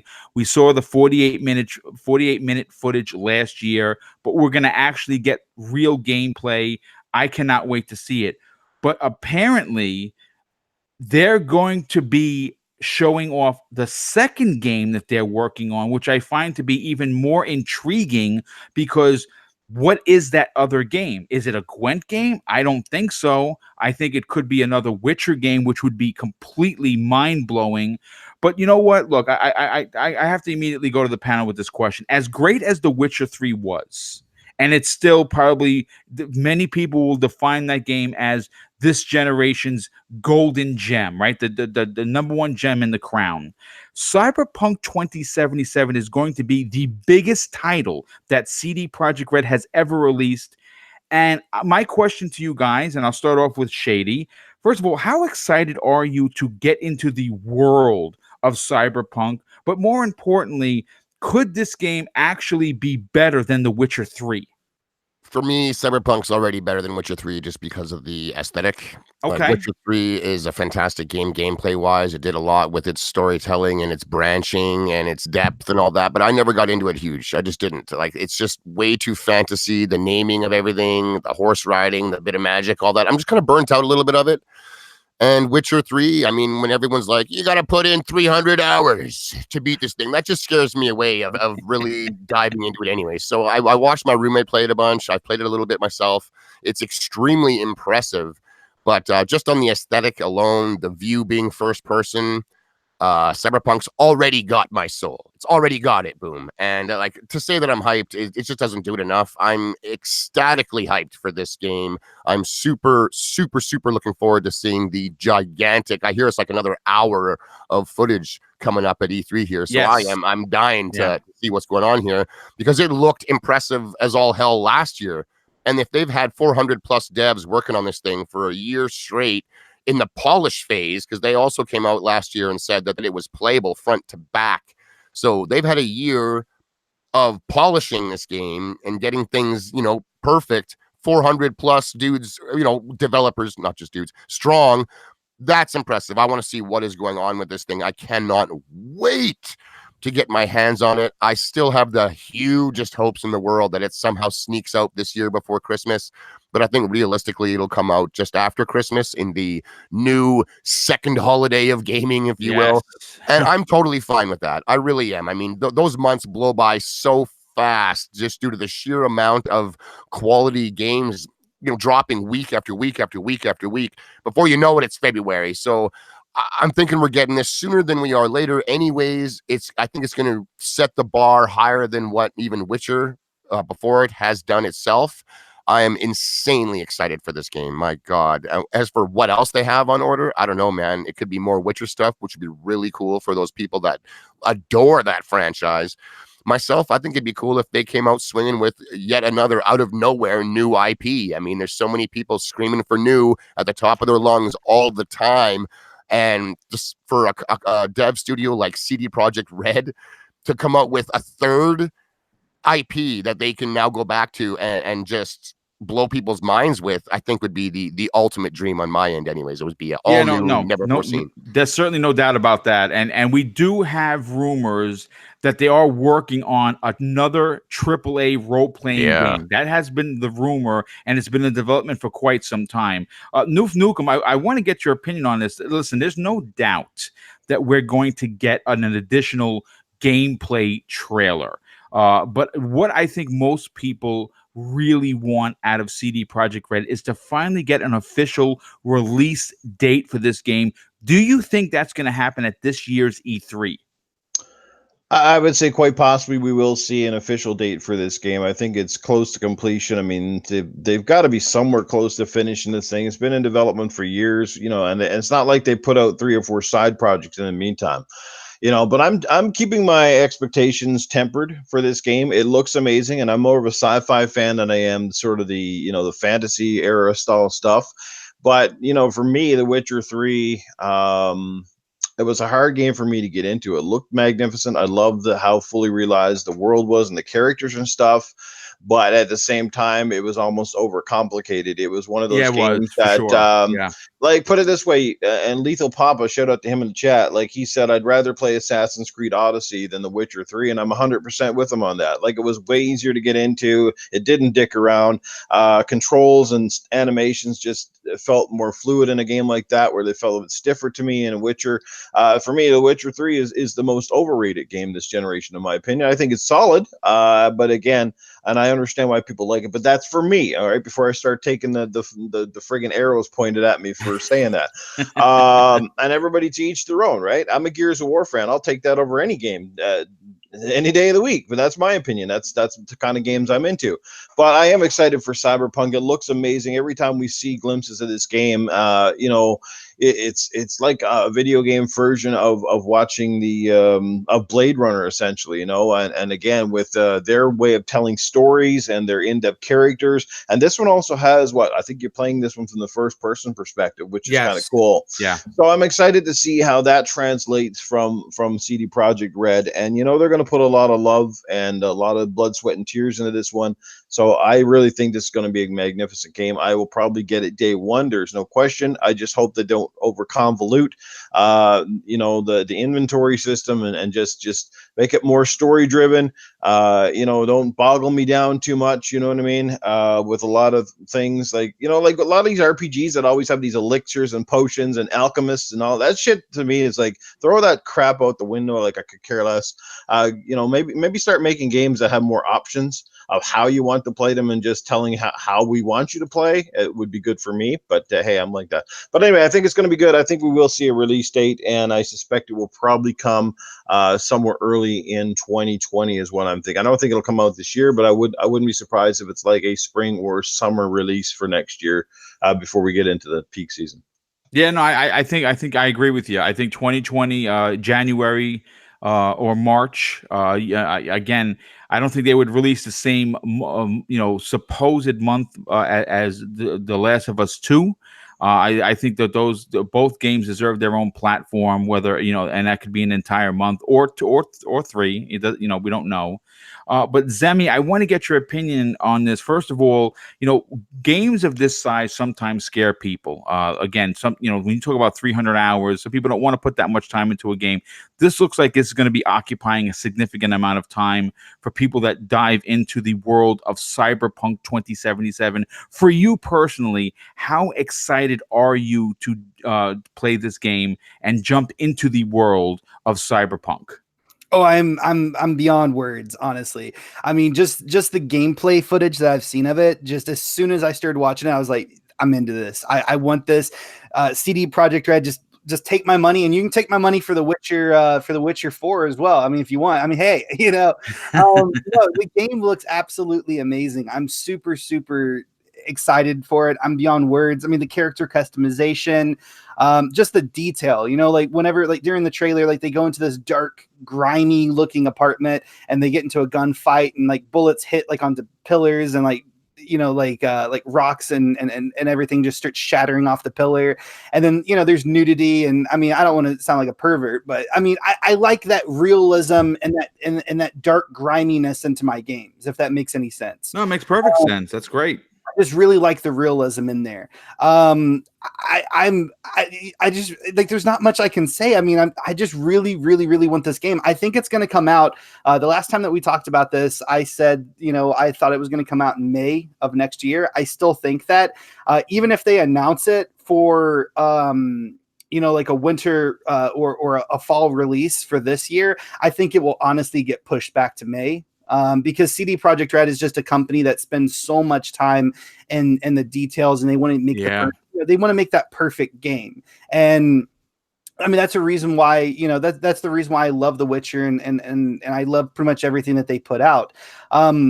And another thing as well is, I think some gamers might be intimidated by the length of this game, but it's one thing making a game long because you're adding in a lot of grindy content, and then it's another completely different thing making a game long because you just have a really long, in-depth story that you want to tell, if that makes any sense. And I think that that's what Cyberpunk's going to be. But ultimately, I'm super excited about Cyberpunk. I'm beyond ecstatic about like the possibility that the next game after Cyberpunk's going to be a Witcher game. I'm gonna have to take off like 5 months just to beat that game. It's gonna be amazing. I can't wait. I mean, and just if you're an RPG fan like me, because I mean that's like my go-to game. Like I will play an RPG above a shooter, above an action adventure, above stealth, above strategy. I will play an RPG genre of game before anything else. And just this E3 alone seems to be, they're going to be setting up a lot of RPGs. I mean, Cyberpunk's going to be coming out, The Outer Worlds, a potential Witcher game, Elder Scrolls 6 probably going to drop in like 2021, 2022, Fable 4. And then obviously there's also the rumored Harry Potter game that I was talking to you guys about before we started up this podcast, and that's only rumored.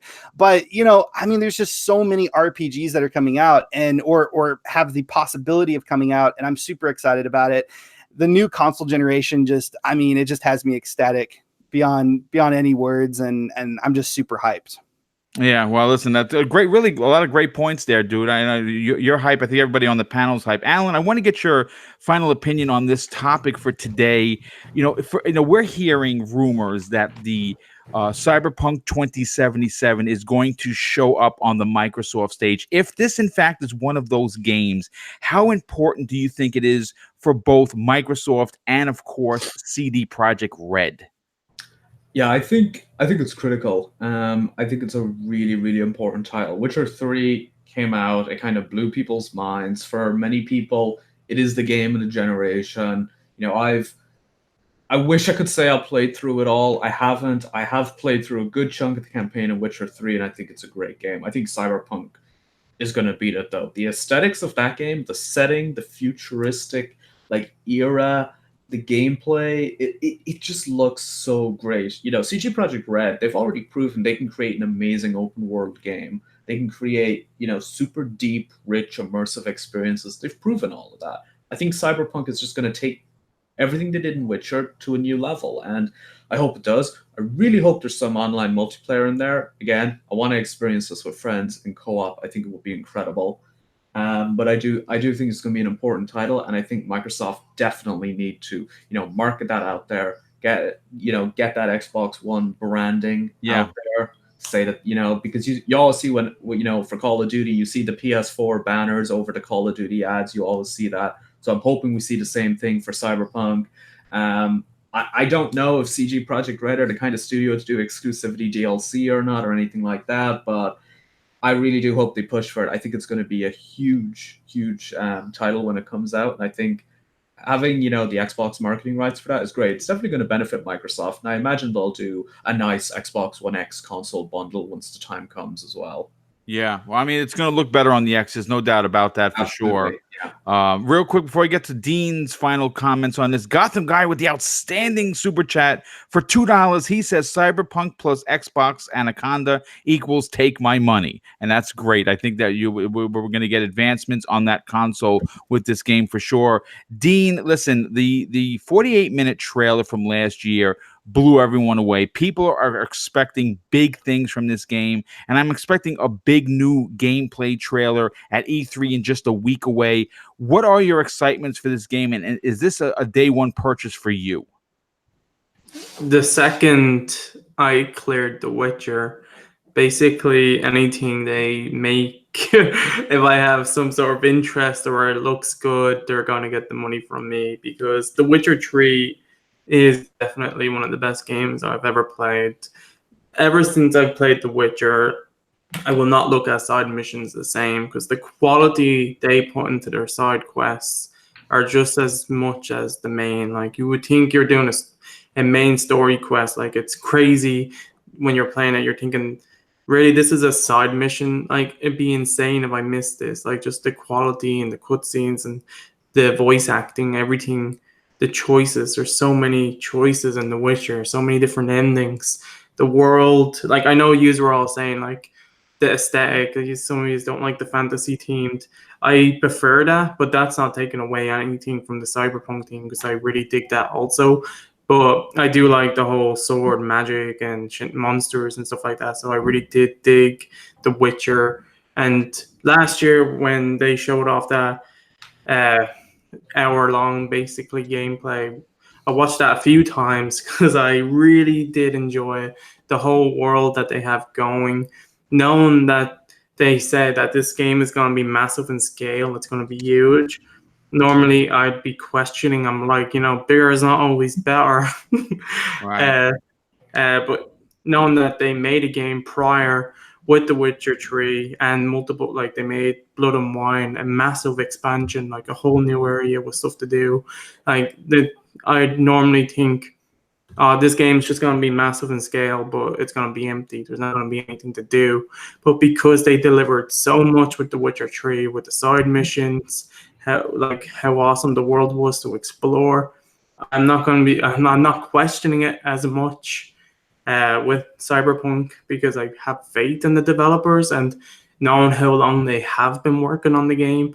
And the first time they announced it, the thing they said and highlighted in the trailer at the end was, it's coming when it's ready. Right. They've been working on this a while. This has been their baby for the last few years. So I'm pretty sure when the game does release, it's gonna be a massive in scale, but plenty to do. And I just can't wait, because I'm so hyped and excited, because when I play that, it's gonna be a very high mark for any game to top it if it lives up to the scale of when I first played The Witcher. And I do want to say, The Witcher, I know it's like lots of you are intimidated by how long it is or how hard it is to get into. When I first played The Witcher, I played it for a few hours and I didn't get into it. But eventually I went back to it after I got a few patches. They updated the UI a little bit. I went back and I said, you know what, I've heard too many good things about this game. I'm going to give it a shot, and I'm not going to just turn it on and then switch to another game. And it was literally amazing. I'm so happy I did it, because I ended up beating it, getting the DLC, beating the DLCs, and it was just amazing. Like, story-wise alone, like the stories that the game tells is just so good. So Cyberpunk, you can't come soon enough. Hopefully they announce you for this year, but if it's early next year, I'm happy with that, as long as they take their time, deliver an amazing game. And for whatever the next rumored game is, I know it, like, I wouldn't mind the brand new IP also, but I do hope it's something Witcher related. It might not have to do with the main character Geralt or Rivia, but even if it's set in that universe, like that team, with the monsters and stuff like that, being a different Witcher or not even being a Witcher. I think that'd be pretty interesting. So yeah, I'm hyped for Cyberpunk. Anyway, yeah. Well, yeah, I think that game is going to steal a lot of people's lives. It may cause divorces. It may cause people to lose their jobs. But people around the world are excited. I think everybody on this panel is excited. First of all, I want to thank the incredible 200 plus people were watching live. I think that the final number was 207. That is a record for this show. I want to thank everybody in the chat. You guys were absolutely amazing as always. Lots of chatter between the chat and the panel in of course the chat. Lot of going back and forth. Even though we didn't all have the same opinions, everyone of course played fair. Real quick, I want to thank Dragon Wolf for the outstanding $2 super chat. He says, so many games, I need to clone myself to keep up, and that is very true. Of course, Thanaros with the outstanding $2 super chat. He says, it's payday. Thanks for making my work go by faster. Listen, dude, thank you for being here. It's always a pleasure to have you in the chat, dude. Of course, I want to thank my panel for being here. We've crossed the 2-hour mark. This has been an amazing day, an amazing show. Shady, I want to go to you first, dude. You are one of the hardest working people in gaming. You show up on a lot of people's shows. Everywhere you go, you make it better because you have a very solid, straightforward opinion about gaming. Please tell everyone where they can follow you on Twitter, but more importantly, tune in to listen to where you're going to show up next. Shady, are you there, brother? All right, we will come. I am here there. My God, that's the second week in a row. Like I said, I like to mute it now because every now and then I'll cough or do something with my throat, and I don't want that coming through. I'm very self-conscious, so it's new with this muting thing. I'm just not used to unmuting myself. I got to get on it quick, ASAP, if you will. No, Boom, I had an amazing time this week. As always, man, we are so close to E3 now. This is my favorite time of the year, man. For some guys out there, Super Bowl week, that's it for them. You know, there's other guys when that Marvel movie releases, they're, you know, taking time off of work, they're on cloud 9. For me, it is E3, and we are like 8 days away from the official start of this sucker. I cannot wait. Super hyped, man. Thank you for having me this week. Every week on Friday, Breakfast with Boom, you'll find me here. Wednesdays, gaming news at noon with Shady at Boom.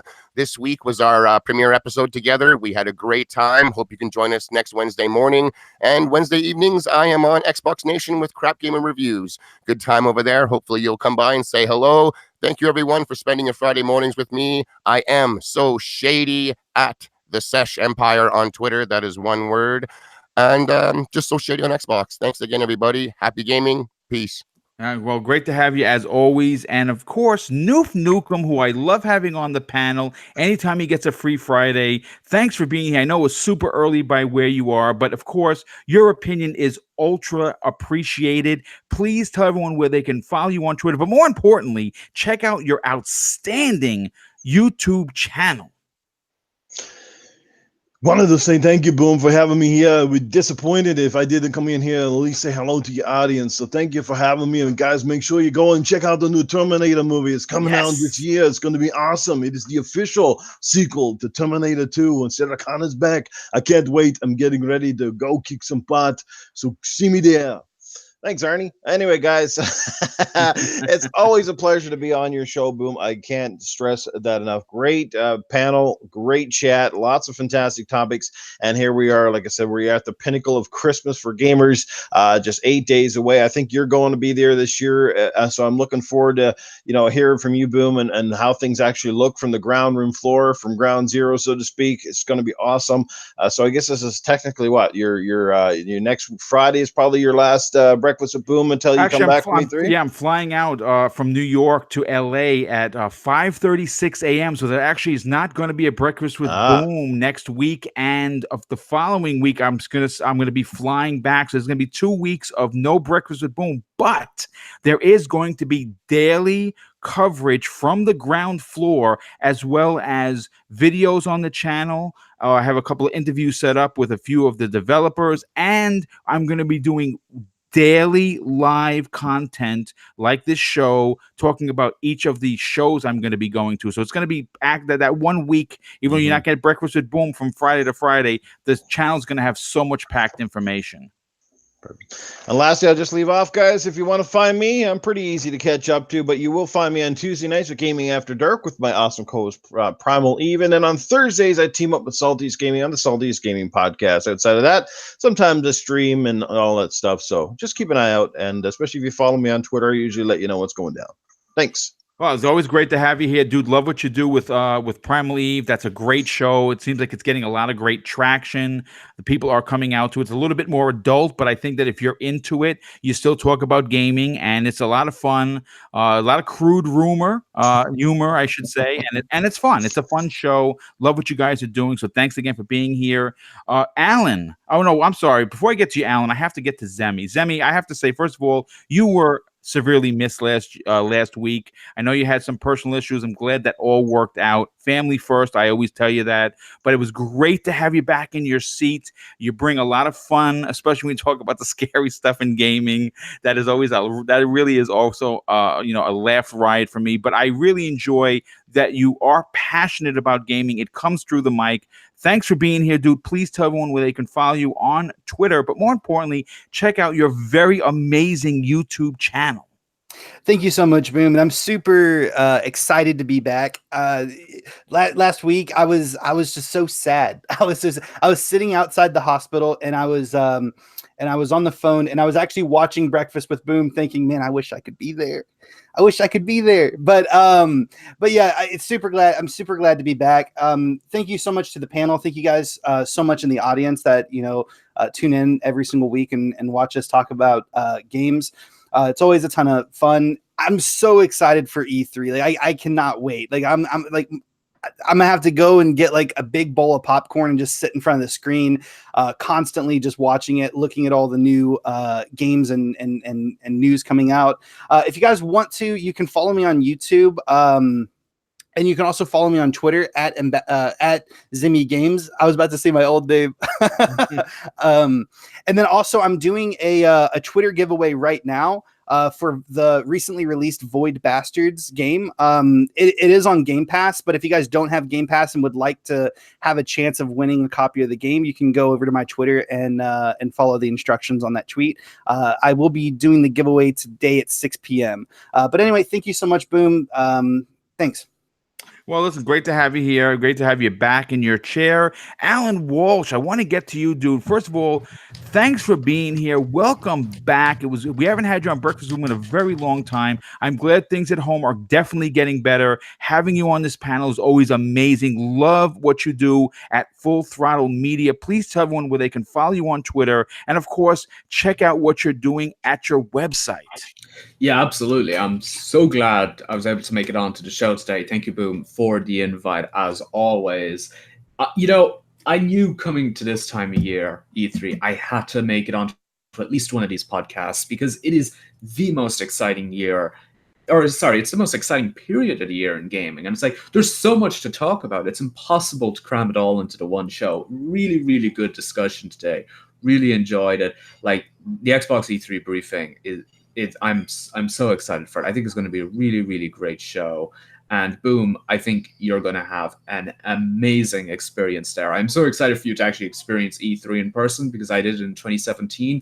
Loved every moment of it. It is something that I think every gamer should experience at least once in their lifetime. It really is an incredible opportunity. And I'm so glad you're going. There is nobody more deserving of going to E3 than you, Boom. So that's really kind of you to say. Thank you. Thrilled you're going this year. You will have an incredible time, and not just that, but the opportunities that are going to come for you out of this as well in the future for your career are going to be incredible because you're going to get to meet with so many people and meet so many industry people. It really is going to be good for you in the channel. So I'm excited and I'm happy for you. Well, I really appreciate that, Alan. Thank you very much. And do me a favor.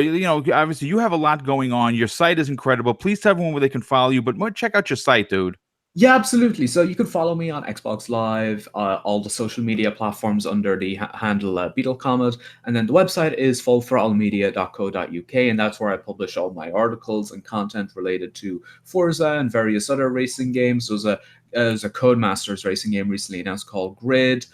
We got a preview written up for F1 2019 coming out later this year. So, there's some bits and pieces on there. Go check it out. And I'll obviously be doing all the Forza Horizon expansion news once we come to that now at E3. And I'll also be covering the next Forza title as well once we learn more about that. Well, listen, I look forward to your coverage. It's always very well written, always very professional. Love what you do for this community. So glad you were able to make on today's show. Thank you so much for being here. And of course, Dean from Creating Beyond Limits. Dean, you did some different things with your channel. Love the new work. Love what you're doing with the two Irish lads. I think that's something unique. It's something different. Love your baby metal coverage, but also you cover movie trailers, new films, anime. There's a lot going on in your channel, a lot to offer, many different types of gamers. Please tell everyone where they can follow you on Twitter. But more than that, check out and subscribe to your outstanding YouTube channel. I just want to say thanks for having us on. It's been so long since I've been on or podcast. I always get so nervous like before and during because like me talking isn't my strong suit. But it's always just amazing and a blast just to talk gaming with everyone because I love it so much. My YouTube channel is Creating Beyond Limits. I recently, in the last few weeks, done like a relaunch because my channel was kind of like random with uploads and when can you expect certain videos. So now it has like a schedule. There's always going to be a gaming video every Wednesday. So if there's different types of content, because I know I do a few different things, if that doesn't interest you, at least you'll always know there's a gaming video on Wednesday. So just so you know, if you want to check out my recent series that I do with Irish Lads Play, we just play a bunch of games, and it's a lot of fun. So if you want to check it out, it's entertaining, I promise.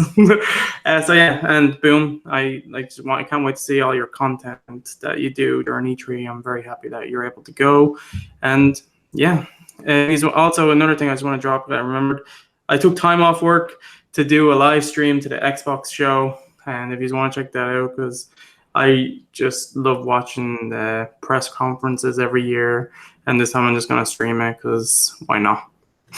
So, thanks for a great show, everyone. Well, listen, great to have you back. Haven't had you on in a while. Had a great time today. First of all, before we get out of here, I want to wish everyone a magnificent weekend. I hope everyone is enjoying themselves. The weather has been a little wacky, but listen, go out there, be safe, have fun. Lots of E3 coverage is coming to this channel. Like I said before, there's going to be daily content in the video format where I'm going to be taking videos of me actually walking through the different, venues. It's a new subject matter that I'm going to be bringing to the table called E3 Through My Eyes, where it's going to be me taping and talking through lots of the different venues, as well as every day that I'm there in LA, there's going to be a live show. I don't know the length of it. It's probably going to be anywhere between 60 to 90 minutes in length. Of course, I'm going to try and get guests on to keep it interesting. So stay tuned for that. But of course, I want to thank everybody for being here. We broke records on today's Breakfast with Boom with 207 people watching live in the chat, which is just unbelievable to me. The chat, of course, was magnificent. The generosity from people has been nothing short of breathtaking. So thank you for all of the super chat. And of course, my panel could not do this without you. Thank you for taking almost 2.5 hours of your time to hang out with me and the rest of the community. So listen, everyone, be nice to one another. Treat everyone how you want to be treated. Enjoy your gaming and have a fantastic and safe weekend. We'll see you next week during all of the E3 coverage. Take care, everybody.